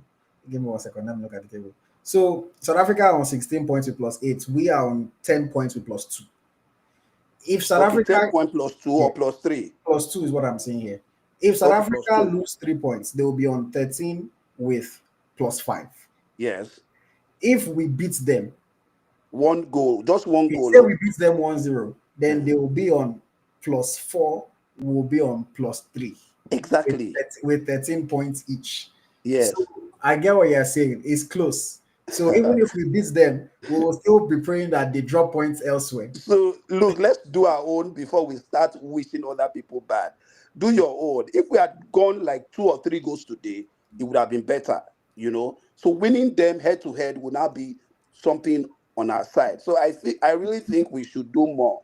The boy should be spoken to. I believe in the boy. I believe in what Erishek is doing. This is the first time you have a team really playing compact football and understanding, but they need to always keep the tempo from the beginning to the end. Go and watch Morocco. Look, if they don't qualify, I would adopt Morocco. I will adopt Ghana. That's the truth. I will adopt Morocco. I will adopt Ghana. But I really hope they qualify because business will be boom for people like you, for people like us, and for every other Nigerian. And you know that satisfaction that comes with watching soccer, watching football. Aside all the political issues happening back home, we want to see our Super Eagles in the World Cup. I mean, for being Giants of Africa, we just don't want to be called Giants of Africa by the word of mouth. We want to see the team play at the World Cup. And again, finally, you are doing a good job, IoT. Thank you very Maybe much. after the call, buzz me. Let's talk more. Let's support what you are doing. I really appreciate what you are doing. Well done and well done and well done. Thank you very much. Much appreciated. All right. That's Mr. Biodun, first time caller, sharing his thoughts on the game. Don't worry, by hook or by crook, one way or the other, Nigeria will qualify for this World Cup. I'm going to keep my hope alive until maybe they lose or they drop points. Then I'll maybe lose faith a little bit. But as far as we're still in it, I believe. A quick shout out to Sports Grinder. I know I saw your super chat. Yes, thank you very much. Says great program tonight. I really appreciate it. And he left a comment saying, "Let's be fair. The players got three more chances. Rwanda did come out, but had to change their attack, the attacking approach after we got three back-to-back chances. We did try to go for a kill. I mean, that's a good point. After we scored that goal, we had a few more chances. I know Ndidi had another chance, and we could have got a second goal. It didn't come, and that one is on not a bit. It's on the players more than on the coach because, like I've said earlier, Eric Shell cannot come and kick the ball for them. So they had some other chances that they did not take. And I was just praying while I was watching the game that those chances don't come back to haunt us. Today it didn't happen. In the future, you never really know what's going to happen, so we need to be careful about that. And I also have a super chat here from Michael Adilami. Thank you very much, Michael. I appreciate your support. Thank you very much, guys. If you have the means, guys, keep sending super chat. Support the channel. It helps to go a long way with the content that we create, with the work that we do. Of course, I have somebody that is corresponding for us in New York right now. It costs money to do all of those things, so your super chat helps us to keep things moving in the right direction. Okay, I'm going to take two more callers for tonight, guys, and then we'll wrap up the show. So thank you for your patience. Ade, welcome. Hi there. Hi, all. Thanks for having me. Yes. I'm a first-time caller. Welcome. Thank you. And I want to say what you have going is it's really it's a nice thing. It's fantastic and it should be applauded. Thank you.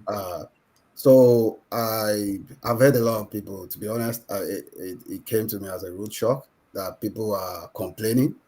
Football has evolved over years. There's so many. Look, I always say this because when I was younger as well, like I played football. I was passionate about football, and I always say this: it's a game of 11 people on this side. It's the mindset that you bring to it. So now you have a lot of good managers out there, and they bring in able bodies and they set them up, and they will give any team of any caliber a run for their money. So today, the guys, it was a very difficult match for us because of the pressure on the players, because they had to deliver, they had to get those 3 points. It was vital getting it, and you're playing a team, Rwanda, very good team with a very good goalkeeper. That guy is. Do you know how many saves that guy actually made? Like you have to give it to that guy. Like I look at him, I say, wow, this guy is fantastic. Like he's a top-notch goalkeeper. Like and he's been like that because I've watched all the matches we played with them. I think we played them like 3 times now. Yeah. So they played very well. Now, when people to build a team is a process because as a manager, you go in there and then you'll be looking like, okay, how do I get this type of player? Unfortunately for us, our league is not that great, compared to what we have back in the 80s and even up to the early 90s.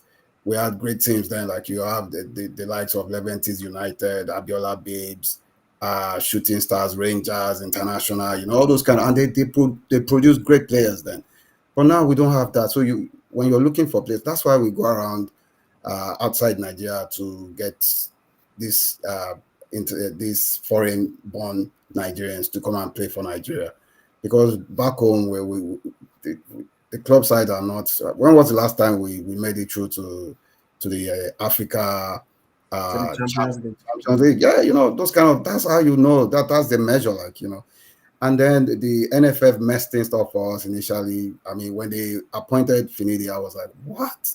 I was flabbergasted. How can you appoint? What has he achieved? Has he won the Champions League with the Nigerian club side? Or, you know, there are standards, there are measures that you look before you gamble on, and then we're in a very difficult situation already. But if you look at the team, one of the problems we have is we don't have a midfielder, an attacking midfielder that score goals. You know, like all those balls that falls back maybe when you're attacking and on the you edge want, of like, the box. yeah, exactly. Like, you know, you won't have. We need a midfielder with an eye for goal, like, you know, the like of Frank Lampard. You know, those kind of midfielders that knows how to bend ball in from edge. They don't need, because what was the tactics that the Rwandans played? They came there, they packed the ball. They were not coming out. They were waiting to catch us out on the counter. That was what they did, like. And but kudos to the guys, like, we kept going and we believe in the system. That so it was a great game, and like I'm so happy that we won that game. And I don't know what happened, but I'm sure that if they had looked back into that, if there was VAR, I'm surprised that they are not using VAR for all these important matches. Like, you know, I believe that they should be using VAR because it's important. Like, you know, though it could have worked against us as well with what Nwabali did, because it was intention. He intentionally kicked that guy when he went for the ball as well. He went for the man as well, like, you know. So, but with Osimhen, they could have been one man down, because I think the guy, when he went there, he went for his leg, and there was a serious. It looked like there was some intent. Yeah. But it was difficult because, you know, the referee can't see it, neither can the linesman see it as well, like, you know. But at the end of the day, the guys played very well, and I'm very happy. So going to South Africa, for me, firstly, you have to believe that you can do it, because it starts from there. If you believe, then you can work towards it, and then you can achieve it. Like, so they have to believe that they can go to South Africa and get the 3 points, and it is doable. We just have to get the first goal first. And South Africa are not going to be defending all through. Like, I don't know, they may decide to sit back because a point But is it's not their style. It's not their style. You see, so they naturally, they're an attacking team. They don't. And they said they want to win they want to qualify for the World Cup. So that means that they have to win the game if they want to qualify for that match. You know, so we see how it goes, but I believe that we can beat them. It's not like South Africa. It's just that they started well, and they're in a very and then I think, because I keep wondering, how come the South Africa was given that opportunity to have, you know, Zimbabwe, and it's like they're playing all those matches are own matches for them, because it's like Nigeria playing Niger Republic, and they are weak teams as well. Like, I mean, it's a proximity thing, you know. Those countries are close to South Africa. South Africa has facilities, so they choose to use. They didn't force them to play there. It's those countries that have reached out to Africa and said they want to use their facilities. Okay, so it was just something that just worked in their favor. Something that just worked in their favor. Okay. So, but at the end of the day, I think Eric Shell should work on the set pieces. I mean, those are the areas where you can get goals. The free kicks, it should be looking for a midfielder. I keep saying that because every time I look at that team, I say, wow, we don't have somebody that can actually shoot from the edge. You know, when you have all those balls that falls back, that look at Ndidi had a go at one ball and he sliced it because it doesn't have the skill he doesn't know how to bend it. Like, you know, that's a perfect ball to bend straight into the top right corner there. But he doesn't have the technique, obviously, like, you know, but he played very well today. Like, I was impressed. He played very well. And then I was surprised that he didn't take out Nwabi because he looked tired towards the end of the. And Bassi, I don't know what happened to him. There were like three times that he did some unbelievable thing. Like, what is he doing? Like, you know, I don't know what happened to him. Like 3 times, it could have cost us. He gave us that kind of the captain those kind of moments that you get from him sometimes. You know, like the one that error that he didn't keep close to that striker against Zimbabwe that they got the equalizer. You know, so but other than that, they did very well, and I won't take much of your time. You know, so yeah, because I do. But I really appreciate it. Like I'm glad to be on your program like that. Thank you very much. You come more often. Not be only when Super Eagles play. We're live every single week, so you guys. Okay, so but what other things do you like? We have a weekly podcast where we review everything that happens with Nigerian players during that week. You know, sometimes we have other impromptu live sessions where we're just discussing if there's a hot topic or if there's something happening.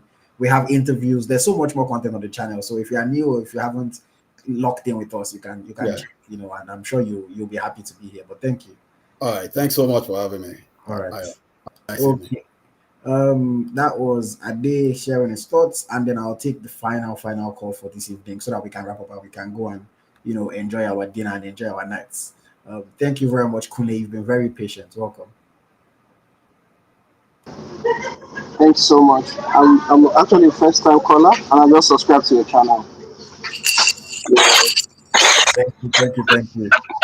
All right, thanks. I would say I was not really impressed with the performance, but the victory will do for now. Against South Africa, I don't know if I'm pessimistic or I just want to be optimistic anyway, because I believe we can do something. And this is not the first time we're finding ourselves in a situation like this, so I believe we'll succeed.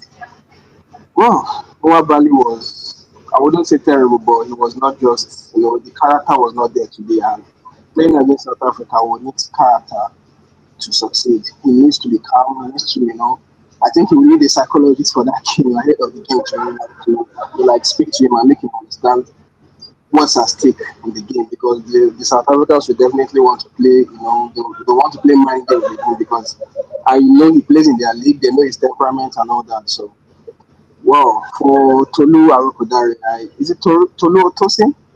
Tolu. Oh, okay, Tolu was on point today. When he was coming on, I was not really confident, but when he came in, the touches, the confidence, the controls, they were on point, Drogba-like controls. I was really impressed with that. The midfield is something else for me, but I just hope Eric Chell has something up his sleeves that, believe he's trying to play a game or something, which is quite important for him to do against South Africa. Give them that element of surprise so that they wouldn't know what he's coming up with. But I would say I'm optimistic. We'll do it, we'll qualify, we'll be in the World Cup.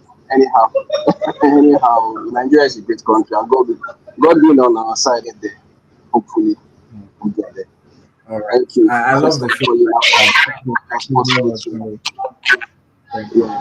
All right. That's cool. First time caller, new to the channel. He just subscribed. I appreciate that. If you are new, like Kule, hit the subscribe button. We have a lot of Nigerian football content. We only focus on Nigerian football, Nigerian players. We cover all the national team.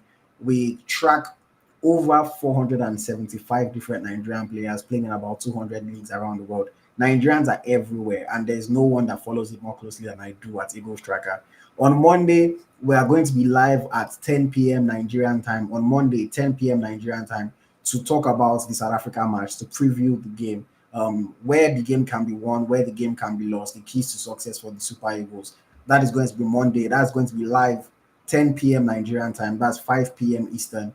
That's 11 p.m. if you're in Central Europe.